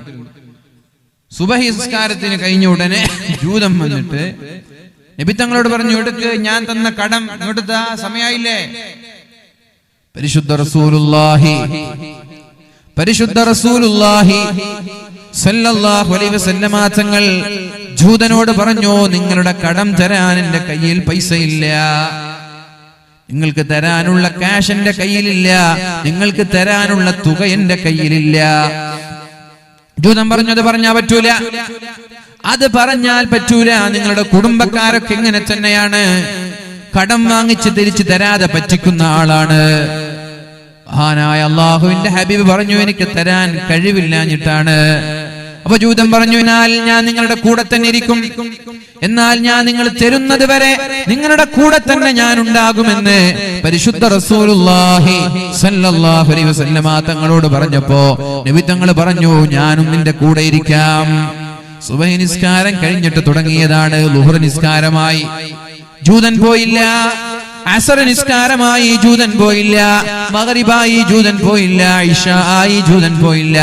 അല്ലാഹുവിന്റെ ഹബീബിനെ അവിടെ നിന്ന് അനങ്ങാനും ജൂതൻ വിട്ടില്ല. ഒരേ സ്ഥലത്ത് നിന്ന് ളുഹ്ർ നിസ്കരിച്ചു, അതേ സ്ഥലത്ത് നിന്ന് അസർ, അതേ സ്ഥലത്ത് നിന്ന് മഗ്രിബ് ഇശാ, അതേ സ്ഥലത്ത് നിന്ന് പിറ്റേ ദിവസത്തെ സുബ്ഹിയും നിസ്കരിച്ചു. ജൂതൻ അല്ലാഹുവിന്റെ ഹബീബിനെ വിടുന്ന ചിന്തയിലില്ല, വിടുന്ന ഏർപ്പാടിലില്ല. സുബ്ഹി നിസ്കാരം കഴിഞ്ഞു, പിറ്റേ ദിവസം സൂര്യൻ ഉദിച്ചിങ്ങനെ പകലിങ്ങനെ കടന്നു വരുമ്പോഴാണ് മഹാന്മാരായ സ്വഹാബാക്കൾക്ക് ഇത് കണ്ട് വിഷമമായി. സ്വഹാബാക്കൾ ജൂതനോട് വളരെ മോശമായി പെരുമാറാൻ തുടങ്ങി, ജൂതനോട് ദേഷ്യപ്പെടാൻ തുടങ്ങി. നീ ആരോടാണ് കളിക്കുന്നതെന്നറിയോ? നീ ആരോടാണ് ഇങ്ങനെ പെരുമാറുന്നതെന്നറിയോ? ഇത് അല്ലാഹുവിന്റെ ഹബീബാണ്, നിന്റെ കടം തന്നു എന്ന് പറഞ്ഞിങ്ങനെ ബുദ്ധിമുട്ടിക്കുകയോ ഇങ്ങനെ പേടിപ്പിക്കുകയോ. അങ്ങനെ ജൂതനോട് മോശമായി പെരുമാറിയപ്പോ അല്ലാഹുവിന്റെ ഹബീബ് മഹാന്മാരായ സ്വഹാബാക്കളോട് പറയുന്നുണ്ട്, ഇന്നമാ ബുഇസ്തു മുയസ്സിറൻ വമാ ബുഇസ്തു മുഅസ്സിറാ. ഞാൻ അല്ലാഹു എന്നെ ഇവിടേക്ക് നിയോഗിച്ചത് ജനങ്ങൾക്ക് നന്മ ചെയ്യാനാണ്, ജനങ്ങളെ പ്രയാസപ്പെടുത്താനല്ല. കടം ചോദിച്ചു വരുന്ന കടം തന്ന് അത് തിരിച്ചു നൽകാൻ കഴിയാതെ അത് ചോദിച്ചു വന്ന ജൂതനോട് മോശമായിട്ട് പെരുമാറാൻ നിങ്ങളോട് ആരാ പറഞ്ഞത്? നിങ്ങൾക്ക് ആരാ സമ്മതം തന്നത്? ഇങ്ങനെയുള്ള ആളുകളോട് വളരെ മാന്യമായി പെരുമാറണമെന്നാണ് അല്ലാഹുവിനോട് പറഞ്ഞത്. ഇത്തരം ആളുകളോട് മോശമായി പെരുമാറരുത്. ഇയാൾ എന്നെ സഹായിച്ചു, തിരിച്ചു നൽകാൻ എനിക്ക് കഴിവില്ല, എന്നിട്ട് ഇയാളോട് മോശമായി പെരുമാറുകയോ? അല്ലാഹു എന്നെ ജനങ്ങളിലേക്ക് അയച്ചത് ജനങ്ങൾക്ക് എളുപ്പം നൽകാനാണ്, ജനങ്ങളെ പ്രയാസപ്പെടുത്താനല്ല. അപ്പോഴേക്കും ആ ജൂതൻ അല്ലാഹുവിന്റെ ഹബീബിന്റെ സമീപത്തേക്ക് കടന്നു വന്നിട്ട് റസൂലുള്ളാഹി സ്വല്ലല്ലാഹു അലൈഹി വസല്ലമ തങ്ങളോട് പറയുന്നുണ്ട്, അശ്ഹദു അല്ലാ ഇലാഹ ഇല്ലല്ലാഹ് വ അശ്ഹദു അന്ന മുഹമ്മദർ റസൂലുള്ളാഹ്. നബിയേ, ഞാൻ അല്ലാഹുവിനെ കൊണ്ട് അങ്ങയെ കൊണ്ട് വിശ്വസിച്ച് മുസ്ലിമാവുകയാണ്. കാരണം ഞാൻ തൗറാത്ത് ഓതിയ ആളാണ്, ഇഞ്ചീൽ ഓതിയ ആളാണ് ഞാൻ. അതിൽ നിന്ന് എനിക്ക് ഞാൻ വായിച്ചിട്ടുണ്ട് മുഹമ്മദ് ഇബ്നു അബ്ദുള്ളയുടെ മകൻ മുഹമ്മദ് വരുമെന്ന്, മക്കയിലാണ് ജനിക്കുക, മദീനയിലേക്ക് ഹിജ്റ വരുമെന്ന് ഞാൻ വായിച്ചിട്ടുണ്ട്. സ്വൽസ്വഭാവക്കാരനാണ്, ആളുകളോട് മാന്യമായി പെരുമാറുന്ന ആളാണ്, മോശത്തരങ്ങളില്ല, ദുഷ്ട സ്വഭാവങ്ങളില്ല, വളരെ മാന്യതയുള്ള ആളാണ് എന്നുള്ള നിങ്ങളുടെ വിശേഷണങ്ങളൊക്കെ ഞാൻ വായിച്ചിട്ടുണ്ട്. ആ വിശേഷണം നിങ്ങളിൽ ഉണ്ടോ എന്നറിയാനാണ് നിങ്ങളുടെ കൂടെ ഒരു ദിവസം ഞാൻ നിന്നത്. എന്റെ സമ്പാദ്യങ്ങൾ മുഴുവനും ഞാൻ ഇസ്ലാമിന് വേണ്ടി സംഭാവന ചെയ്യുകയാണ്. എനിക്ക് നിങ്ങൾ കടം തിരിച്ചു തരേണ്ട. ഞാൻ എന്റെ ജീവിതത്തിൽ സമ്പാദിച്ച എല്ലാ സമ്പാദ്യങ്ങളും ദീനിന് വേണ്ടി, ഇസ്ലാമിന് വേണ്ടി ഞാൻ സംഭാവന ചെയ്യുകയാണ് എന്ന് പറഞ്ഞ് ഇസ്ലാമിലേക്ക് കടന്നു വന്നത് അല്ലാഹുവിന്റെ ഹബീബിന്റെ മഹിതമായ ഉത്തമമായ സ്വഭാവം കൊണ്ടല്ലയോ? അല്ലയോ? ഉത്തമമായ സ്വഭാവം കൊണ്ടല്ലയോ? നേരെ മറിച്ച് എന്റെ അടുത്ത് കടം തരാനില്ല, മര്യാദയ്ക്ക് സ്ഥലം വിട്ടോ എന്ന് പറഞ്ഞ് കൊട്ടേഷൻ ഇടുകയാണ് ചെയ്തിരുന്നതെങ്കിൽ ആ മനുഷ്യൻ അല്ലാഹുവിന്റെ ഹബീബിന്റെ ശത്രുവായി മാറുകയല്ലേ ഉണ്ടാവുക? അല്ലാഹുവിന്റെ ഹബീബിന്റെ കൊടിയ ശത്രുവായി മാറുകയല്ലേ സംഭവിക്കുക? അതിന് പകരം മുസ്ലിമായി ഹബീബിന്റെ കൂട്ടുകാരനായി മാറിയത് ഇങ്ങോട്ട് മോശമായി പെരുമാറുന്നവരോട് വളരെ മാന്യമായി പെരുമാറിയത് കൊണ്ട് ഒരാളും കൂടി ഇസ്ലാമിന്റെ വെള്ളി വെളിച്ചം തിരിച്ചറിയാനായി, ഇസ്ലാമിന്റെ പ്രകാശം ഒരാൾക്കും കൂടി ലഭിച്ചു. ഞാൻ ചോദിക്കട്ടെ, ഇത്തരം ഒരു അനുഭവം നമ്മൾക്കാണുള്ളതെങ്കിൽ കടം കൊടുത്ത ഒരാൾ ഇന്ന് ഫെബ്രുവരി 10-ാം തീയതി കടം തിരിച്ചു തരണമെന്ന് പറഞ്ഞിട്ടാണ് കൊടുത്തത്. 10-ാം തീയതി പോയപ്പോൾ അയാൾ കടം തന്നില്ല. നമ്മൾ എങ്ങനെയാണ് അയാളോട് പെരുമാറുക? നമ്മുടെ സ്വഭാവം എന്തായിരിക്കും മുഅ്മിനീങ്ങളെ? അത്തരം ആളുകളോട് വളരെ മാന്യമായി, ഇസ്ലാമിന്റെ സംസ്കാരം ഇതാണ്, ഇസ്ലാമിന്റെ സ്വഭാവം ഇതാണ്, പരിശുദ്ധ ദീൻ പഠിപ്പിച്ചത് ഇതാണ്. ഈ ഒരു രീതിയിൽ പെരുമാറിയാൽ ലോകത്ത് ഇന്ന് ഇസ്ലാമിനെതിരെ ഒച്ചവെക്കുന്ന ആളുകൾ, ഇസ്ലാം തീവ്രവാദമാണെന്ന് പറയുന്ന ആളുകൾ, ഇസ്ലാം ഭീകരവാദമാണെന്ന് പറയുന്ന ആളുകൾ, അത്തരം ആളുകൾക്ക് ഇസ്ലാമിനെ മനസ്സിലാക്കാൻ ഒരു അവസരം ഉണ്ടാവൂലേ? ഇന്ന് മുസ്ലിമീങ്ങളെ ടാർഗറ്റ് ചെയ്യുന്ന ആളുകൾ, മുസ്ലിമീങ്ങളെ ഇല്ലായ്മ ചെയ്യണമെന്ന് പറഞ്ഞു നടക്കുന്ന ആളുകൾ, പ്രഭാഷണം നടത്തുന്നവർ, എഴുതുന്നവർ, അതിനുവേണ്ടി ഒത്താശ ചെയ്യുന്നവർ, ഇവർക്കൊക്കെ നമ്മുടെ മാന്യമായ സ്വഭാവം നമ്മൾ കാണിച്ചു കൊടുത്തിരുന്നെങ്കിൽ അവർക്ക് ഇസ്ലാമിനെ കുറിച്ച് നല്ലത് മനസ്സിലാക്കാൻ അവസരമുണ്ടാകുമായിരുന്നില്ലയോ? നമ്മുടെ മോശപ്പെട്ട സ്വഭാവമല്ലേ അവർ നമ്മളെ കുറിച്ച് തെറ്റിദ്ധരിക്കാനുള്ള കാരണം. അതുകൊണ്ട് ഇനിയുള്ള നാളുകൾ എല്ലാവരുമായി വളരെ മാന്യമായി പെരുമാറാൻ ശ്രമിക്കണം. അവിടെ മതത്തിന്റെ വേലികെട്ടില്ലല്ലോ, മതങ്ങളുടെ വേലികെട്ടുകളില്ലല്ലോ. അല്ലാഹുവിന്റെ ഹബീബായ മുഹമ്മദുർ റസൂലുള്ളാഹ് സല്ലല്ലാഹു അലൈഹി വസല്ലമ തങ്ങൾ പറഞ്ഞത്, നീ ഒരു യഥാർത്ഥ മുസ്ലിം ആവണമെങ്കിൽ വഅഹ്സിൻ ഇലാ ജാരിക തകുൻ മുസ്ലിമാ, വഅഹ്സിൻ ഇലാ ജാരിക തകുൻ മുസ്ലിമാ. നീ ഒരു മുസ്ലിം ആവണമെങ്കിൽ നിന്റെ തലപ്പാവല്ല ഐഡന്റിറ്റി, നിന്റെ കന്തൂറയല്ല, നിന്റെ താടിയല്ല, നിന്റെ പേരല്ല, നീ ഒരു യഥാർത്ഥ മുസ്ലിമാണ് എന്ന് ഞങ്ങൾ മനസ്സിലാക്കണമെങ്കിൽ നിന്റെ അയൽവാസികൾ പറയണം നീ സ്വൽസ്വഭാവക്കാരനാണെന്ന്. നിന്റെ അയൽവാസികളിൽ ഹൈന്ദവനുണ്ടാകും, ക്രൈസ്തവനുണ്ടാകും, സിഖുകാരനുണ്ടാകും, വ്യത്യസ്തരായ പാർട്ടിക്കാരുണ്ടാകും, മതക്കാരുണ്ടാകും. നിന്റെ വീടിന്റെ അയൽപക്കങ്ങളിലുള്ളവർ നിന്നെ കുറിച്ച് നല്ല അഭിപ്രായം പറഞ്ഞാൽ മാത്രമേ നീ ഒരു യഥാർത്ഥ മുസ്ലിം ആവുള്ളൂ എന്ന് മുഹമ്മദുർ റസൂലുള്ളാഹി സ്വല്ലല്ലാഹു അലൈഹി വസല്ലം നമ്മളങ്ങനെ പറയിപ്പിക്കാറുണ്ടോ മുഅ്മിനേ? നമ്മളങ്ങനെ പറയിപ്പിക്കാറുണ്ടോ? നമ്മുടെ അയൽവാസിയായ ഹൈന്ദവൻ നമ്മളെ കുറിച്ച് നല്ലത് പറയുമോ അല്ല ചീത്തയാണോ പറയുക? നമ്മുടെ അയൽവാസിയായ ക്രൈസ്തവൻ നമ്മെ കുറിച്ച് നല്ലതാണോ പറയുക അല്ല ചീത്തയാണോ പറയുക? ചീത്തയാണ് പറയുന്നതെങ്കിൽ അത് നമ്മുടെ പ്രശ്നമാണ്, ഇസ്ലാമിന്റെ പ്രശ്നമല്ല, മുസ്ലിമീങ്ങളുടെ പ്രശ്നമല്ല, അത് ആ വ്യക്തിയുടെ പ്രശ്നമാണ്. നമ്മൾ കാരണം ഇസ്ലാമിന്റെ വെളിച്ചം കാണുന്നതിൽ നിന്ന് ഒരാളെ നമ്മൾ തടഞ്ഞു എന്നല്ലാതെ അതിന്റെ കുറ്റക്കാര് നമ്മളാണ്, അതിന്റെ തെറ്റുകാര് നമ്മളാണ്. അതുകൊണ്ട് അയൽവാസി ഏത് മതക്കാരായാലും, ഏത് വിഭാഗക്കാരായാലും, ഏത് പാർട്ടിക്കാരായാലും, ഏത് സംഘടനക്കാരായാലും അവർക്കൊക്കെ നമ്മളോട് നല്ല അഭിപ്രായം, നമ്മളെ കുറിച്ച് നല്ല അഭിപ്രായമാണെങ്കിൽ മാത്രമേ ഒരു യഥാർത്ഥ മുസ്ലിമാണ് എന്ന് എന്നെയും നിങ്ങളെയും കുറിച്ച് പറയാൻ പറ്റുള്ളൂ. നല്ല രീതിയിൽ പെരുമാറണം, അവരെ സഹായിക്കണം. സാമ്പത്തികമായി പ്രയാസം അനുഭവിക്കുന്നവരാണെങ്കിൽ സ്വന്തം സഹോദരങ്ങളെ പോലെ അവരെ സഹായിക്കണം. അവിടെ മതം നോക്കരുത്, അവിടെ വർഗം നോക്കരുത്, അവിടെ സംഘടന നോക്കരുത്, അവിടെ പാർട്ടി നോക്കരുത്, അവിടെ ഒന്നും നോക്കാനില്ല. അയൽവാസി നിന്റെ സ്വന്തമാണ്.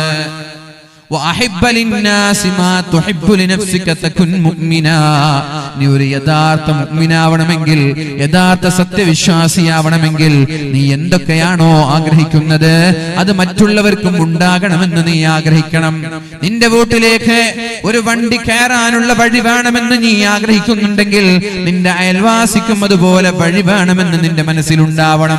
അയൽവാസിയുടെ വീട്ടിലേക്ക് പോകാൻ നിന്റെ വഴി നൽകേണ്ടി വരുമെങ്കിൽ നിന്റെ വീട്ടിലേക്ക് വരാൻ വഴി വേണമെന്ന് നീ ആഗ്രഹിക്കുന്നത് പോലെ അയൽവാസിക്ക് നിന്റെ സ്ഥലം കൊടുത്തു നീ വഴി നൽകണം. എന്നാലേ നീ യഥാർത്ഥ സത്യവിശ്വാസിയാവുകയുള്ളൂ, ഒരു മുഅ്മിനാവുകയുള്ളൂ എന്ന് മുഹമ്മദുർ റസൂലുള്ളാഹി. നമ്മളൊക്കെ മുഅ്മിനാണോ? ഇങ്ങനെയാണെങ്കിൽ നമ്മളൊക്കെ മുഅ്മിനാകുമോ? നമ്മളൊക്കെ മുഅ്മിനാകുമോ? സഹോദരങ്ങളെ, സഹോദരിമാരെ, വഴി നൽകാതെ മയ്യിത്ത് കട്ടിൽ പോലും ഒരു ചുമരിലേക്ക് ഏണിവെച്ച് കോണിവെച്ച് ഇതേപോലെയുള്ളൊരു ബൗണ്ടറിയുടെ മുകളിലേക്ക് മയ്യിത്ത് കട്ടിൽ കോണിവെച്ച് കയറി വീട്ടിലേക്ക് കൊണ്ടുപോയി ജനാസ കൊണ്ടുപോയ രംഗം പത്രങ്ങളിൽ നിന്ന് വായിച്ചവരാണ് നമ്മൾ. അയൽവാസികൾ മുസ്ലിമാണത്രേ. എന്ത് മുസ്ലിം പേരുണ്ടെങ്കിലും മതിയോ? അതുകൊണ്ട് എന്റെ ശബ്ദം ശ്രവിക്കുന്ന ഓൺലൈനിലൂടെ ഓഫ്ലൈനിലൂടെ ശ്രദ്ധിക്കുന്ന മുഴുവൻ മുസ്ലിം സഹോദരങ്ങളോട് എനിക്ക് പറയാനുള്ളത്, നിങ്ങൾ മുസ്ലിമാണ് എന്ന് പേരുകൊണ്ട് മുസ്ലിമായാൽ മാത്രം പോരാ. തുംകോ അസ്ലാഫ് സെ ക്യാ നിസ്ബത്ത് റൂഹാനി ഹേ, तुम मुसलमान है और अंदाज मुसलमानी है. നീ മുസ്ലിമാണെന്ന് പറയാൻ പറ്റുമോ? മുസ്ലിം നിന്റെ മുൻകാലത്തുള്ള മുസൽമാനുമായി എന്ത് ബന്ധമാണ് നിനക്കുള്ളത്? ക്യാ നിസ്ബത്ത് റൂഹാനി ഹേ, നിനക്ക് നിന്റെ പ്രപിതാക്കളുമായി എന്ത് ബന്ധമാണുള്ളത്? തുജേ ആബാസെ അപ്നെ കോയി നിസ്ബത്ത് ഹോ നഹീ സക്തി, നിനക്ക് നിന്റെ പ്രപിതാക്കളുമായി എന്ത് ബന്ധമാണുള്ളത്? സഹോദരങ്ങളെ, ഇങ്ങനെ ഒരു സ്വഭാവം നമ്മളിൽ ഉണ്ടാവരുത്. നിന്റെ വീടിന്റെ മുറ്റത്തേക്ക് വണ്ടി വരുന്നത് പോലെ നിന്റെ അയൽവാസിയുടെ മുറ്റത്തേക്കും വണ്ടി പോകാനുള്ള സംവിധാനം, സാഹചര്യം ഉണ്ടാക്കി കൊടുക്കേണ്ടത് നീയാണ്. അപ്പങ്ങാനും വില ചോദിച്ചാല് 10 രൂപയുള്ള സ്ഥലത്തിന് 10 ലക്ഷം വില പറയും. ഒരു വണ്ടിക്ക് പോകാനുള്ള ഒരു സ്ഥലം വേണം, ഒന്ന് തരുമോ? തരാം. ആകെയുള്ളത് 50,000 സെന്റിന് 2 ലക്ഷം തന്നാ തരാം. ഇതാണോ ഇസ്ലാം? ഇതാണോ മുസ്ലിം? അവർക്ക് കൊടുത്താൽ നിനക്ക് എന്താണ് ഇവിടെ നഷ്ടപ്പെടാനുള്ളത്? എന്താണ് മുഅ്മിനീങ്ങളെ നഷ്ടപ്പെടാനുള്ളത്? നിന്റെ ഇസ്സത്ത് കൂടുകയാണ്, നിനക്ക് അല്ലാഹു അഭിവൃദ്ധി നൽകുകയാണ്, നിന്റെ ദറജ അല്ലാഹു വർദ്ധിപ്പിക്കുകയാണ്.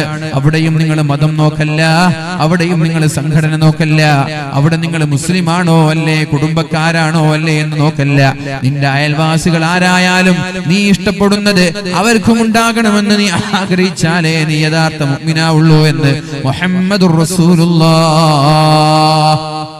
ഇതാണ് ഇസ്ലാം.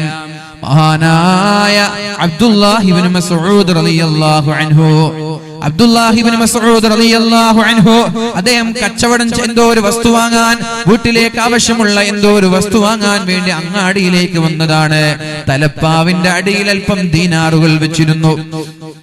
തലപ്പാവിന്റെ അടിയിൽ അല്പം ദീനാറുകൾ വെച്ചിരുന്നു. ആ ദീനാർ എടുത്ത്, തലപ്പാവിന്റെ അടിയിലുള്ള ദീനാർ എടുത്ത് വീട്ടിലേക്ക് ആവശ്യമായ വസ്തുക്കളെല്ലാം വാങ്ങി. ആ ദീനാർ എടുക്കാൻ വേണ്ടി തലപ്പാവ് അഴിച്ചു നോക്കിയപ്പോൾ താൻ വെച്ച തുക അവിടെ കാണാനില്ല.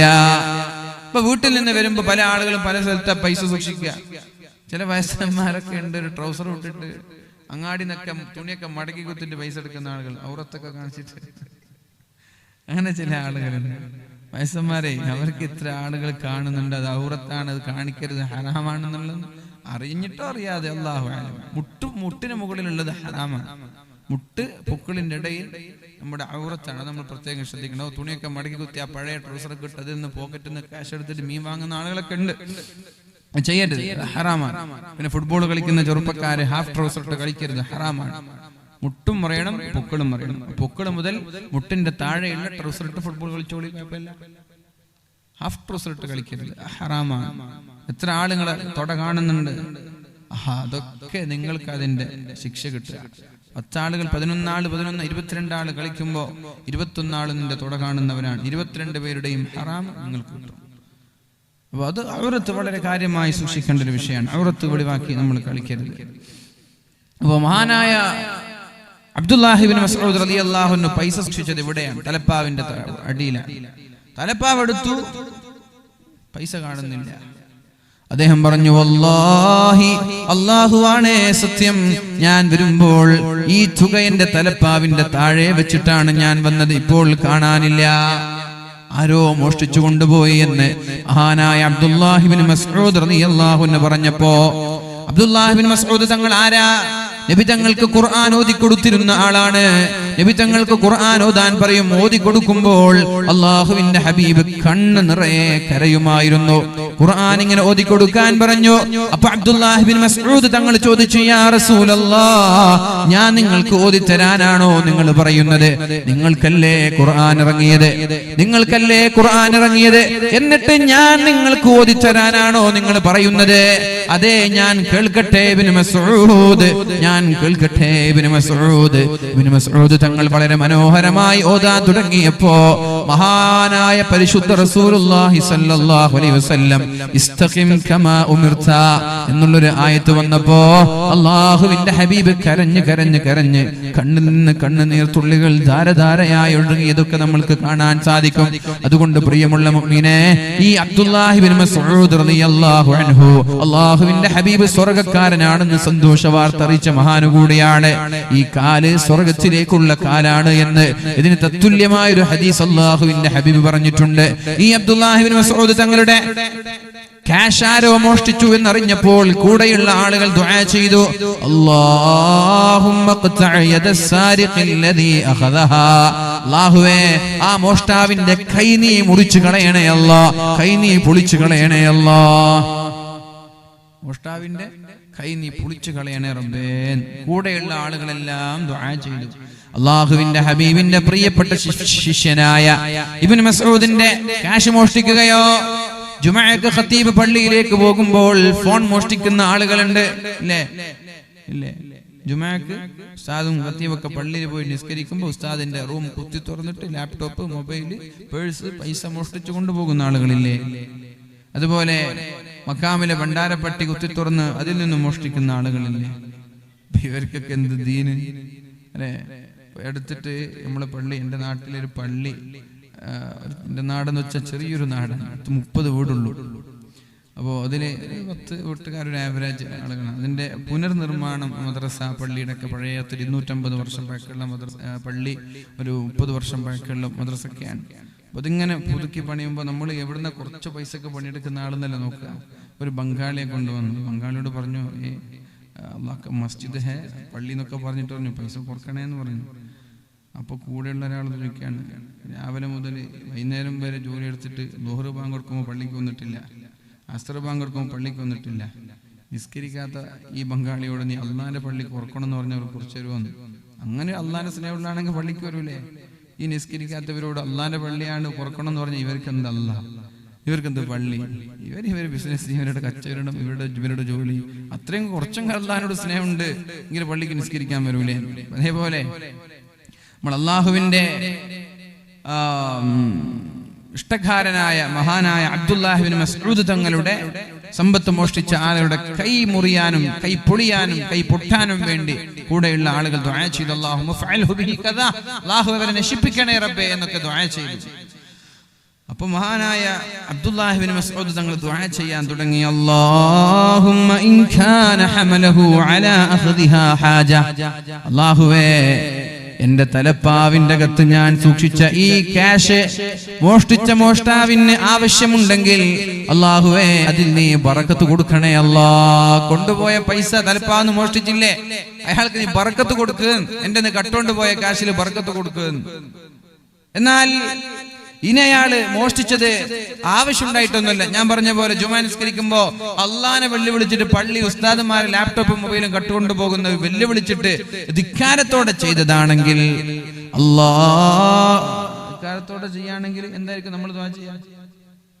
എന്താ ദുആ ചെയ്യാ? എന്നാ പിന്നെ കൈ പൊളിച്ചോട്ടെ അല്ലേ? ആവശ്യത്തിനാണെങ്കിൽ ബർക്കത്ത്, അള്ളാഹുള്ള ധിക്കാരത്തിനാണെങ്കിൽ കൈ പൊളിച്ചോട്ടെ. അങ്ങനല്ല ഉപരി ദുആ ചെയ്തത്. وإن كان حملته جراءة على الذنب فاجعلها آخر ذنوبه, അല്ലാഹുവേ ഇത് അയാളുടെ അവസാനത്തെ തെറ്റാക്കണേ അല്ലാ. ഇനി ഒരു തവണ തെറ്റ് ചെയ്യാൻ നീ അയാൾക്ക് അവസരം നൽകല്ലേ റബ്ബേ. എത്ര മനോഹരാണ്. ഇതാണ് സ്വൽസ്വഭാവത്തിന്റെ ലക്ഷണം. നമ്മുടെ പൊന്ന് അലക്കാൻ വേണ്ടി സ്വർണം ഊരി വെച്ച് ഒരു സഹോദരി പറഞ്ഞത് ഞാൻ ഓർക്കുകയാണ്. ഡ്രസ്സ് അലക്കുമ്പോ വാഷ് ചെയ്യുമ്പോ പഴയ കല്ലിൽ ഇങ്ങനെ അലക്കുമ്പോ വള കൊണ്ടിട്ട് തേയ്മാനം സംഭവിക്കൂലേ? അപ്പൊ ആ തേയ്മാനം സംഭവിക്കാതിരിക്കാൻ വേണ്ടി കയ്യിലുള്ള വള അലക്കുന്ന കല്ലിൽ വെച്ച് ഊരി വെച്ച് ഡ്രസ്സ് ഇങ്ങനെ വാഷ് ചെയ്തു. ഡ്രസ്സ് വാഷ് ചെയ്തിട്ട് അത് എടുക്കാൻ മറന്നുപോയി. വെളുക്കാൻ തേച്ചത് പാണ്ടായതുപോലെ ഒരു ചെറിയൊരു ഗ്രാം തേയ്മാനം സംഭവിക്കുന്നതിനെ പേടിച്ചിട്ട് വെച്ചതാണ്. പിറ്റേ ദിവസം പോകുമ്പോ ഇവിടെ വള തന്നെ ഇല്ല. വള പോയി. ചെറിയൊരു കഞ്ചൂസ് കാണിച്ചതാണ്, കഞ്ചൂസ് തരം കാണിച്ചതാണ്.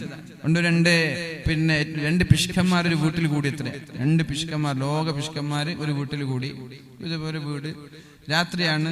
2 പിശുക്കന്മാർ സംസാരിക്കാൻ വേണ്ടി കൂടിയപ്പോ എന്തായി? മഹാപിശുക്കൻ ലൈറ്റ് ഓഫ് ചെയ്തു. നമ്മൾ രാത്രി സംസാരിക്കുമ്പോൾ ലൈറ്റിന്റെ ആവശ്യം എന്താ? ആ പൈസ നമ്മൾ കുറച്ച് ലാഭിച്ചുകൂടെ?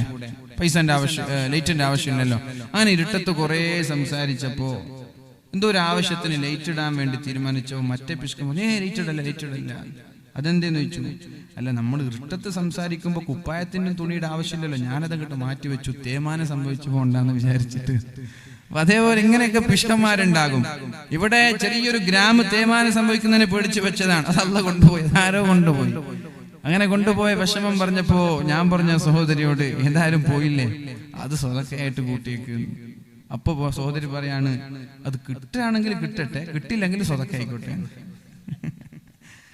അപ്പൊ ഇങ്ങനെയൊക്കെയാ, നമ്മളിങ്ങനെയൊക്കെയാണ്. കിട്ടുകയാണെങ്കിൽ എനിക്ക് കിട്ടിക്കോട്ടെ, കിട്ടുന്നില്ല എന്നുണ്ടെങ്കിൽ അതൊക്കെ ആയിക്കോട്ടെ. അപ്പൊ അങ്ങനെയല്ല മഹാനായ അബ്ദുല്ലാഹി ഇബ്നു മസ്ഊദ് റളിയല്ലാഹു അൻഹു ദുആ ചെയ്തത്, വഇൻ കാന ഹമലതുഹു ജറാഅതൻ അല الذنب ഫജഅൽഹാ ആഖിറ ദംബിഹി.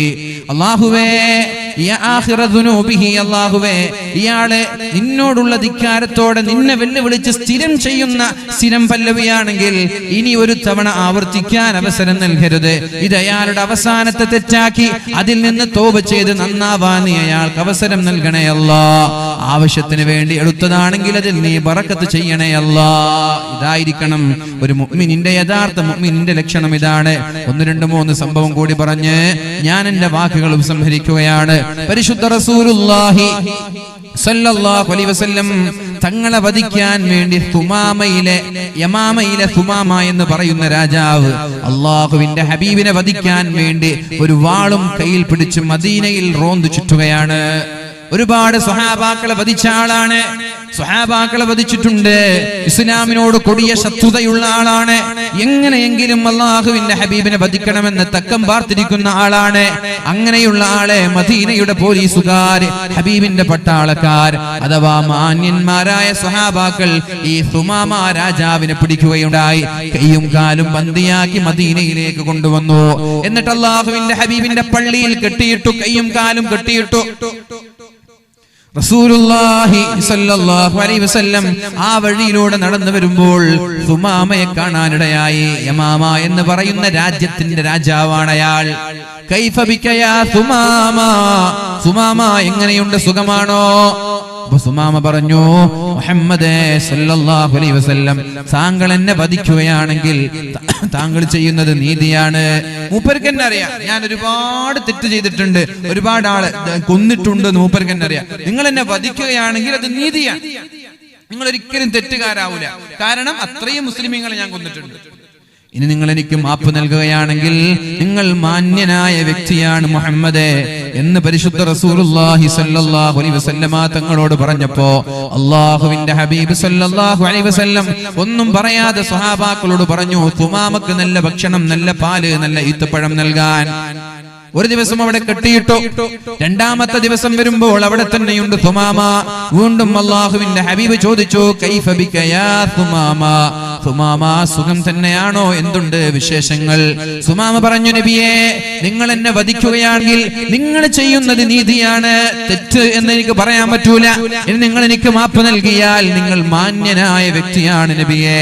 അല്ലാഹുവിന്റെ ഹബീബ് അന്നും ഇന്നലെ പറഞ്ഞതുപോലെ പറഞ്ഞു. മൂന്നാമത്തെ ദിവസവും സുമാമയെ കണ്ടു. കൈഫ ബിക യാ സുമാമ, സുമാമ ഇന്നലത്തെ അതേ മറുപടി പറഞ്ഞു. അപ്പൊ സ്വഹാബാക്കളോട് അല്ലാഹുവിന്റെ ഹബീബ് പറഞ്ഞു, സുമാമയെ വിട്ട് കളഞ്ഞേക്ക്. സുമാമയുടെ ബന്ദിയാക്കിയ കൈയിന്റെയും കാലിന്റെയും ചങ്ങലകൾ മാറ്റി അയാളെ വെറുതെ വിട്ടേക്ക് എന്ന് അല്ലാഹുവിന്റെ ഹബീബ് പറഞ്ഞപ്പോ സുമാമ സന്തോഷത്തോടെ മദീന പള്ളിയിൽ നിന്ന് ഓടിപ്പോവുകയാണ്. നബി തങ്ങളെ വധിക്കാൻ വന്ന ആളുകൾക്ക് നബി കൊടുക്കുന്ന പെരുമാറ്റമാണ്. നമ്മൾ നബി തങ്ങളെ ആക്ഷേപിച്ചു എന്ന് പറഞ്ഞിട്ട് ഗുണ്ടായിസം നടത്തുക, കൈവെട്ടാനും തലവെട്ടാനും പോവാം. നബി തങ്ങളെ ആക്ഷേപിച്ചു, ദീനിനെ ആക്ഷേപിച്ചു എന്ന് പറഞ്ഞിട്ടാണ് നാലഞ്ച് ആളുകൾ കൂടി ഇടിക്കുക, കുത്തുക, വെട്ടുക, ഫോട്ടോ എടുക്കുക, വീഡിയോ എടുക്കുക. ഇത് ഏത് മതമാണ്? ഇത് ഏത് മതമാണ്? ഏത് മതം ഇത് പഠിപ്പിച്ചത്? ഇസ്ലാം ഇങ്ങനെ പഠിപ്പിച്ചിട്ടുണ്ടോ? ഇതുവരെ നമ്മൾ ചർച്ച ചെയ്യുന്ന ഇസ്ലാമാണ്. ഇസ്ലാമിൽ ഇങ്ങനെ ഉണ്ടോ? കൈവെട്ടാനും കാലുവെട്ടാനും തലവെട്ടാനും ഒക്കെ ഇസ്ലാമിന് പറഞ്ഞിട്ടുണ്ടോ? നബി തങ്ങൾ അങ്ങനെ ചെയ്തിട്ടുണ്ടോ? നബി തങ്ങളെ വധിക്കാൻ വന്ന ആളാണ് ഇയാളോടാ നബി തങ്ങൾ പറയുന്നത്, പോയിക്കോ, നിന്നൊന്നും ചെയ്യുന്നില്ല, നീ പോയിക്കോ. സുമാമ നേരെ പോയി തൊട്ടടുത്തുള്ള തോട്ടത്തിൽ കയറി അവിടെയുള്ള വെള്ളം ഉപയോഗിച്ച് മനോഹരമായി കുളിച്ച് വുളൂ ചെയ്തിട്ട് അല്ലാഹുവിന്റെ ഹബീബിന്റെ സന്നിധിയിലേക്ക് കടന്നു വന്നിട്ട് അശ്ഹദു അല്ലാ ഇലാഹ ഇല്ലല്ലാഹ് വഅശ്ഹദു അന്ന മുഹമ്മദർ റസൂലുള്ളാഹ് എന്ന് പറഞ്ഞ് പരിശുദ്ധമായ ഇസ്ലാമിലേക്ക് കടന്നു വന്നിട്ടുണ്ടെങ്കിൽ ഞാൻ ചോദിക്കട്ടെ, ഇത്തരം സ്വഭാവക്കാരായ ഒരുപാട് ആളുകൾ ഇന്ത്യ രാജ്യത്ത് ജീവിച്ചു കൊണ്ടിരിക്കുമ്പോ ഇത്തരം ആളുകൾക്ക് ഹബീബ് പഠിപ്പിച്ച സ്വഭാവം കാണിച്ചു കൊടുത്ത്, ഇസ്ലാമിന്റെ മഹിതമായ സംസ്കാരം കാണിച്ചു കൊടുത്ത്, അവർക്ക് നന്മയുടെ ഇസ്ലാമിന്റെ വെള്ളി വെളിച്ചം കാണിച്ചു കൊടുക്കേണ്ടത് നമ്മുടെ ബാധ്യതയല്ലേ മുഅ്മിനീങ്ങളെ? അവർക്കറിയാഞ്ഞിട്ടാണ്, ഇസ്ലാമിന്റെന്ന് തിരിയാഞ്ഞിട്ടാണ് ആരോ മെഴുകുതിരിയുടെ വെളിച്ചത്തിൽ എന്തൊക്കെയോ കുത്തിക്കൊടുത്തത്, എന്തൊക്കെയോ ഇഞ്ചക്ട് ചെയ്തത്. അത് വെച്ചവര് വളരെ മോശമായി പെരുമാറുമ്പോ അതിന് നമ്മൾ അതേ നാണയത്തിൽ തിരിച്ചു മറുപടി പറഞ്ഞാലോ? അപ്പൊ ഒന്നും കൂടി ശത്രുത കൂടുകയാണ്. അതിന് പകരം ഒന്ന് മാന്യമായി ക്ഷമിച്ച് അവർക്ക് വളരെ സൽസ്വഭാവത്തോടുകൂടി അവരോട് പെരുമാറിയാൽ ഇൻഷാ അല്ലാഹ് അവർക്ക് ഇസ്ലാമിനെ കുറിച്ച് മനസ്സിലാക്കാൻ അവസരമുണ്ടാകും. ശത്രുത മാറി ഇസ്ലാമിന്റെ സുഹൃത്തുക്കളായി മാറാൻ അയാൾക്ക് കഴിയും. ഇബ്രാഹിം ഹാജിയുടെ വീട്ടിൽ ഭക്ഷണം കഴിക്കുമ്പോ അവിടെ ഒരു ഹൈന്ദവ സഹോദരനുണ്ട്. എന്തായിരുന്നു പേര്? ഗോപാലൻ അല്ലേ? ഗോപാലൻ. അപ്പൊ ഗോപാലൻ എന്റെ വീട്ടിൽ വരുന്നു, ഭക്ഷണം കഴിക്കുന്നു, കൂടെ ജീവിക്കുന്നു. നമ്മുടെ അടുത്തെറിഞ്ഞത് കൊണ്ടാണ്. അതുപോലെ എല്ലാ നാട്ടിലും ഇത്തരം ആളുകൾ. കൂമണ്ണ എന്ന് പറയുന്ന സ്ഥലത്ത് വാല് പറഞ്ഞപ്പോ അവിടെ രാഹുൽ എന്ന് പറയുന്ന ഒരു ചെറുപ്പക്കാരനുണ്ട്. രാഹുൽ, അവന്റെ ജ്യേഷ്ഠന്മാരൊക്കെ RSSകാരാണ്. അവനാണ് വാദിന്റെ സദസ്സിൽ വളണ്ടിയർ കാർഡ് ഇട്ടിട്ട് വണ്ടിയൊക്കെ വരുമ്പോ ഓടിക്കൊണ്ട് സ്വീകരിക്കുന്നതും ഭക്ഷണം കഴിക്കുന്ന വീട്ടിൽ വന്നിട്ട് ഒന്നിച്ചിരുന്ന് ഭക്ഷണം കഴിക്കുന്നതും. ദാറുൽ ഹുദ സമ്മേളനത്തിന് ഞാനിങ്ങനെ ഒരു സ്ഥലത്തിരിക്കുമ്പോ രാഹുൽ വന്നിട്ട് കയ്യിലും തന്നിട്ട് സംസാരിച്ചു. ദാറുദയുടെ സമ്മേളനത്തിനുണ്ട് രാഹുല്. എന്തേ? നല്ല നമ്മുടെ അടുത്ത് ഇടപഴകുമ്പോ നമ്മുടെ സ്വഭാവം കണ്ടിട്ട് ഇതിൽ പ്രശ്നമില്ല, ഇതിൽ കുഴപ്പമില്ല എന്ന് തിരിച്ചറിയാൻ ദൂരെ നിന്ന് നോക്കുമ്പോ ആരൊക്കെയോ പറഞ്ഞത് കേട്ടിട്ട് ഇതിനെക്കുറിച്ച് തെറ്റിദ്ധരിക്കാൻ എല്ലാ നാട്ടിലുണ്ട്. അങ്ങനെ പല നാടുകളിൽ എനിക്കറിയാം. പല ആളുകൾ, മുസ്ലിം സുഹൃത്തുക്കൾ, നമ്മുടെ കൂടെ ജീവിക്കുന്ന ആളുകൾ, നമ്മുടെ കൂടെ നമ്മുടെ വീട്ടിൽ ഒന്നിച്ച് ഭക്ഷണം കഴിക്കുന്നവർ, ഒന്നിച്ച് ജീവിക്കുന്നവർ. ഇതേപോലെ എടുത്ത് തോടന്നൂര് അതിന് പോയപ്പോ അവിടെയുണ്ട് കൂടെ ഭക്ഷണം കഴിക്കാനുണ്ട് ഹൈന്ദവ സുഹൃത്തുക്കൾ. അപ്പൊ ഇങ്ങനെയല്ലേ നമ്മൾക്ക് ജീവിക്കേണ്ടത്? ഇങ്ങനെ ആയിരുന്നില്ലേ നമ്മുടെ സംസ്കാരം? ഇതൊക്കെയല്ലേ നമ്മുടെ ഉപ്പമാരൊക്കെ ചെയ്തു വന്നത്? ഇങ്ങനല്ലേ? ഇപ്പോ അടുത്ത കാലത്തല്ലേ വർഗീയതയും പിന്നെ തീവ്രവാദങ്ങളൊക്കെ പൊട്ടിപ്പുറപ്പെട്ടതും നമ്മൾക്കിടയിലുള്ള ബന്ധമൊക്കെ പിന്നെ വർഗീയതയിലേക്കൊക്കെ മാറിയത്, പരസ്പരം കണ്ടുകൂടാത്ത രീതിയിലേക്കൊക്കെ മാറിയത്. അപ്പൊ നമ്മൾ സ്വയം മാറാൻ തയ്യാറാണ്. എന്നിട്ട് ഇസ്ലാമിന്റെ ഈ വെളിച്ചം മറ്റുള്ളവർക്ക് എത്തിച്ചു കൊടുക്കാനും കാണിച്ചു കൊടുക്കാനും നമ്മൾ ബാധ്യസ്ഥരാണ്. അല്ലാഹു നമ്മൾക്ക് തൗഫീഖ് നൽകട്ടെ. ഒരൊറ്റൊരു സംഭവം കൂടി പറഞ്ഞു ഞാൻ എന്റെ വാക്കുകൾ ഉപസംഹരിക്കുകയാണ്. മക്കയിൽ നിന്ന് പരിശുദ്ധ ഹബീബിനെയും മഹാന്മാരായ സ്വഹാബാക്കളെയും മദീനയിലേക്ക് ആട്ടിവിടുകയാണ്. അല്ലെ, അങ്ങനെയല്ലേ സംഭവിച്ചത്? 13 വർഷക്കാലം ലാ ഇലാഹ ഇല്ലല്ലാഹ് മുഹമ്മദുർ റസൂലുള്ളാഹ്, നിങ്ങൾ അല്ലാഹുവിനെ മാത്രം ആരാധിക്കണം, വേറെ ഒരാളെയും ആരാധിക്കല്ല. എന്നാൽ ആരാധിക്കുന്ന ആളുകളോട് വാളും കത്തിയും പിടിച്ച് വാടാ ഇത് നിങ്ങൾ മുസ്ലിമാണെന്ന് പറഞ്ഞ് നെറ്റിച്ചിട്ടോ പേടിപ്പിക്കുകയോ ചെയ്തിട്ടില്ല. അവരോട് പറഞ്ഞു ലാ ഇലാഹ ഇല്ലല്ലാഹ് മുഹമ്മദുർ റസൂലുള്ളാഹിൽ വിശ്വസിക്കണം. വിശ്വസിച്ചവരൊക്കെ കൂടെ നിന്നു, വിശ്വസിക്കാത്തവരെ ഒന്നും ചെയ്തിട്ടില്ല. നിങ്ങൾക്ക് നിങ്ങളുടെ മതത്തിൽ ചേക്കേറാം, ഹൈന്ദവനാകാം, ക്രൈസ്തവനാകാം, സിഖുകാരനാകാം. ഓരോ ആളുകളുടെ വ്യക്തി സ്വാതന്ത്ര്യമാണ്, അതിലിടപെടാൻ പാടില്ല. അത്തരം സമീപനം മക്കയിൽ നടത്തുമ്പോൾ വരെ മുസ്ലിമായ ആളുകളെ വളരെ ക്രൂരമായി പീഡിപ്പിക്കാൻ തുടങ്ങി. അള്ളാഹുവിന്റെ ഹബീബിനെയും മഹാന്മാരായ സ്വഹാബാക്കളെയും വധിക്കാൻ തുടങ്ങി. എന്നിട്ട് ജനിച്ച നാട്ടിൽ നിന്ന് മദീനയിലേക്ക് ആട്ടിയോടിച്ചു. ജനിച്ച നാട്ടിൽ നിന്ന് പോകുമ്പോൾ എത്ര വിഷമമുണ്ടാവും അല്ലെ? സ്വന്തം ജനിച്ച നാട്ടിൽ നിന്ന് ആട്ടോടിക്കാൻ. സമ്പത്തിവിടെ, വീടിവിടെ, കൃഷിയുടെ, കച്ചവടവിടെ ഒന്നുമില്ലാതെ വെറും കൈകളുമായിട്ടാണ് സഹാബാക്കളും അള്ളാഹുവിന്റെ ഹബീബ് മദീനയിലേക്ക് പോയത്, ഒന്നുമില്ലാതെ. എന്നാൽ അവിടെ എത്തിയപ്പോൾ അവിടുന്നും സ്വസ്ഥത നൽകിയില്ല ഈ മക്കക്കാരായ മുശ്രിക്കീങ്ങൾ. അതൊക്കെ പോകട്ടെ, ഒരു 7 വർഷം കഴിഞ്ഞ് അള്ളാഹുവിന്റെ ഹബീബിന്റെ കൂടെ 10,000 സ്വഹാബാക്കളായി. ആ സ്വഹാബാക്കളെയും കൂട്ടി റസൂലുള്ളാഹി സ്വല്ലല്ലാഹു അലൈഹി വസല്ലം മക്കയിലേക്ക് കടന്നു വരുന്ന രംഗം ചരിത്രത്തിൽ വളരെ വ്യക്തമായി പറയുന്നുണ്ട്. എന്ത് ഒരു വാക്ക് പറഞ്ഞാൽ എല്ലാറ്റിനെയും വെട്ടി നിരപ്പാക്കാൻ കഴിവും ആർജവവും തന്റെ ഇടവുമുള്ള വീരശൂര പരാക്രമികളായ സഹാബാക്കളാണ് കൂടെയുള്ളത്. നബി തങ്ങൾ തല താഴ്ത്തി ഈ തലപ്പാവിന്റെ ഷാൾ നബി തങ്ങളുടെ ഒട്ടകത്തിന്റെ പൂഞ്ഞയിലേക്ക് തട്ടി. എന്തിനാ തല താഴ്ത്തിയത്? ഇങ്ങനെ നെഞ്ചുവിരിച്ച് വരുമ്പോ ഇവിടെയുള്ള അവിശ്വാസികളായ ആളുകൾ പേടിക്കരുത്, അവർക്ക് പേടി തോന്നരുത്. ഞാൻ നിങ്ങളോട് പകരം വീട്ടാൻ വരുന്നവനല്ല, ഞാൻ സമാധാനവുമായിട്ട് വരുന്നവനാണ് എന്ന് സൂചിപ്പിക്കാൻ വേണ്ടി തല താഴ്ത്തിയിട്ട ഒട്ടകത്തിൽ നിന്ന് നേരെ മക്കയിലേക്ക് കയറിയത്. എന്നിട്ട് മക്കക്കാരോട് ചോദിക്കുന്നുണ്ട്, ഞാൻ നിങ്ങളെ എന്ത് ചെയ്യുമെന്നാണ് നിങ്ങൾ വിചാരിക്കുന്നത്? അവരൊക്കെ പേടിച്ചു വിറക്കാൻ, അവരൊക്കെ തല പോകുമെന്നുള്ള ഭയമാണ് അവർക്ക്. അവര് പറഞ്ഞു അൻത അഖുൻ കരീം വബ്നു അഖിൻ കരീം, നല്ല ഉപ്പയുടെ നല്ല മകനാണ്, ഞങ്ങൾ നല്ലതേ പ്രതീക്ഷിക്കുന്നുള്ളൂ. നബി തങ്ങൾ പറഞ്ഞു ഇദ്ഹബൂ ഫഅൻതും തുലഖാ, നിങ്ങളെ ഒരാളെയും ഇന്ന് ഒരു ദ്രോഹമോ ഒരു പീഡനമോ ഒരു വട്ടോ ഇല്ല, നിങ്ങൾ സ്വതന്ത്രരായി ഇഷ്ടമുള്ളത് പോലെ ജീവിച്ചോളൂ എന്ന് പറഞ്ഞ് എല്ലാവരെയും സ്വതന്ത്രരാക്കി വിട്ടു. ഒരാളെ നബി തങ്ങൾ തൊട്ടില്ല, എല്ലാവർക്കും സന്തോഷമായി. എന്നിട്ട് മക്കയിൽ ജീവിക്കുമ്പോ ഒരാൾ ഫുലാല എന്ന് പറയുന്ന ഒരു അവിശ്വാസി അള്ളാഹുവിന്റെ ഹബീബിനോട് കൊടിയ ശത്രുതയുള്ള ഒരാളായിരുന്നു. അള്ളാഹുവിന്റെ ഹബീബ് രാത്രി തവാഫ് ചെയ്യുന്ന സമയം നബി തങ്ങൾ ഒറ്റയ്ക്ക് എവിടെ എത്തുന്നു എന്ന് വളരെ സൂക്ഷ്മമായി നിരീക്ഷിക്കുന്നു. 4-5 ദിവസം നബി തങ്ങൾ രാത്രി ആരാരുമില്ലാതെ ഉറങ്ങുന്ന സമയത്ത് തവാഫിന് പോകുന്നത് കാണാനിടയായി. അപ്പോ ഇയാള് പ്ലാൻ ചെയ്തു, എല്ലാവരും ഉറങ്ങുമ്പോൾ നബി തങ്ങൾ വെട്ടാൻ എളുപ്പമാണ്. കത്തി പിടിച്ചു, കടാര പിടിച്ചു, കഅബയുടെ കില്ലയിൽ മറഞ്ഞു നിന്നു. അള്ളാഹുവിന്റെ ഹബീബ് പതിവ് പോലെ തവാഫ് ചെയ്യാൻ വന്നു. ഒന്നാമത്തെ തവാഫ് കഴിഞ്ഞു, ഒട്ടണമെന്നുണ്ട്, ധൈര്യം വന്നില്ല. 2, 3, 4, 5 കഴിഞ്ഞു, ധൈര്യം വന്നില്ല. പിന്നെ ധൈര്യം സംഭരിച്ച് ഹബീബിന്റെ മുമ്പിലേക്ക് ചാടി വീണപ്പോ വിറച്ചുകൊണ്ട് കയ്യിൽ നിന്ന് വാള് താഴേക്ക് വീണു. ഫുലാല, നബി തങ്ങൾക്കറിയാം ഫുലാല അള്ളാഹുവിന്റെ ഹബീബിനോട് ശത്രുത വെച്ച് ജീവിക്കുന്ന ആളാണെന്ന്. ഫുലാല എന്താ ഇവിടെ? ഞാൻ തവാഫ് ചെയ്യാൻ വന്നതാണ്. അപ്പൊ വാളോ? ഫുലാല ആരും കണ്ടിട്ടില്ല, ആരും ഇത് അറിഞ്ഞിട്ടില്ല. ഫുലാല വേഗം പോയിക്കോ. എന്നിട്ട് അള്ളാഹുവിന്റെ ഹബീബ് ദുആ ചെയ്തു, അല്ലാഹുമ്മ ഹദി ഖൽബഹ, അല്ലാഹുവേ ഈ ഫുലാലയുടെ ഖൽബിന് വെളിച്ചം കൊടുക്കണേ. ഫുലാല ഓടുന്ന വഴിയിലാണ് ഒരു വ്യഭിചാരി പെണ്ണ് ഫുലാലയെ വിളിക്കുന്നത്. ഒരു വ്യഭിചാരി പെണ്ണ് സ്ഥിരം വ്യഭിചരിച്ചിരുന്ന ഒരു വീട്ടിലെ പെണ്ണ് വിളിച്ചു, ഫുലാല ഇന്ന് ആരും ഇവിടെ വന്നിട്ടില്ല. ഞാനില്ല, ഇനി മേലാൽ നിന്റെ വീട്ടിലേക്ക് ഞാനില്ല. നേരെ പോയി കുളിച്ചു വൃത്തിയായി നബി തങ്ങളുടെ സമീപത്തേക്ക് വന്നു. അഷ്ഹദു അല്ലാ ഇലാഹ ഇല്ലല്ലാഹ് വ അഷ്ഹദു അന്ന മുഹമ്മദർ റസൂലുള്ളാഹ്. നബി തങ്ങളെ വധിക്കാൻ ഉരുപ്പിടിച്ച വാളുമായി വന്ന വ്യക്തി നിമിഷങ്ങൾക്കകം ഹബീബിന്റെ സ്വന്തക്കാരനായി മാറി. എങ്ങനെ സ്വൽസ്വഭാവം കൊണ്ട്.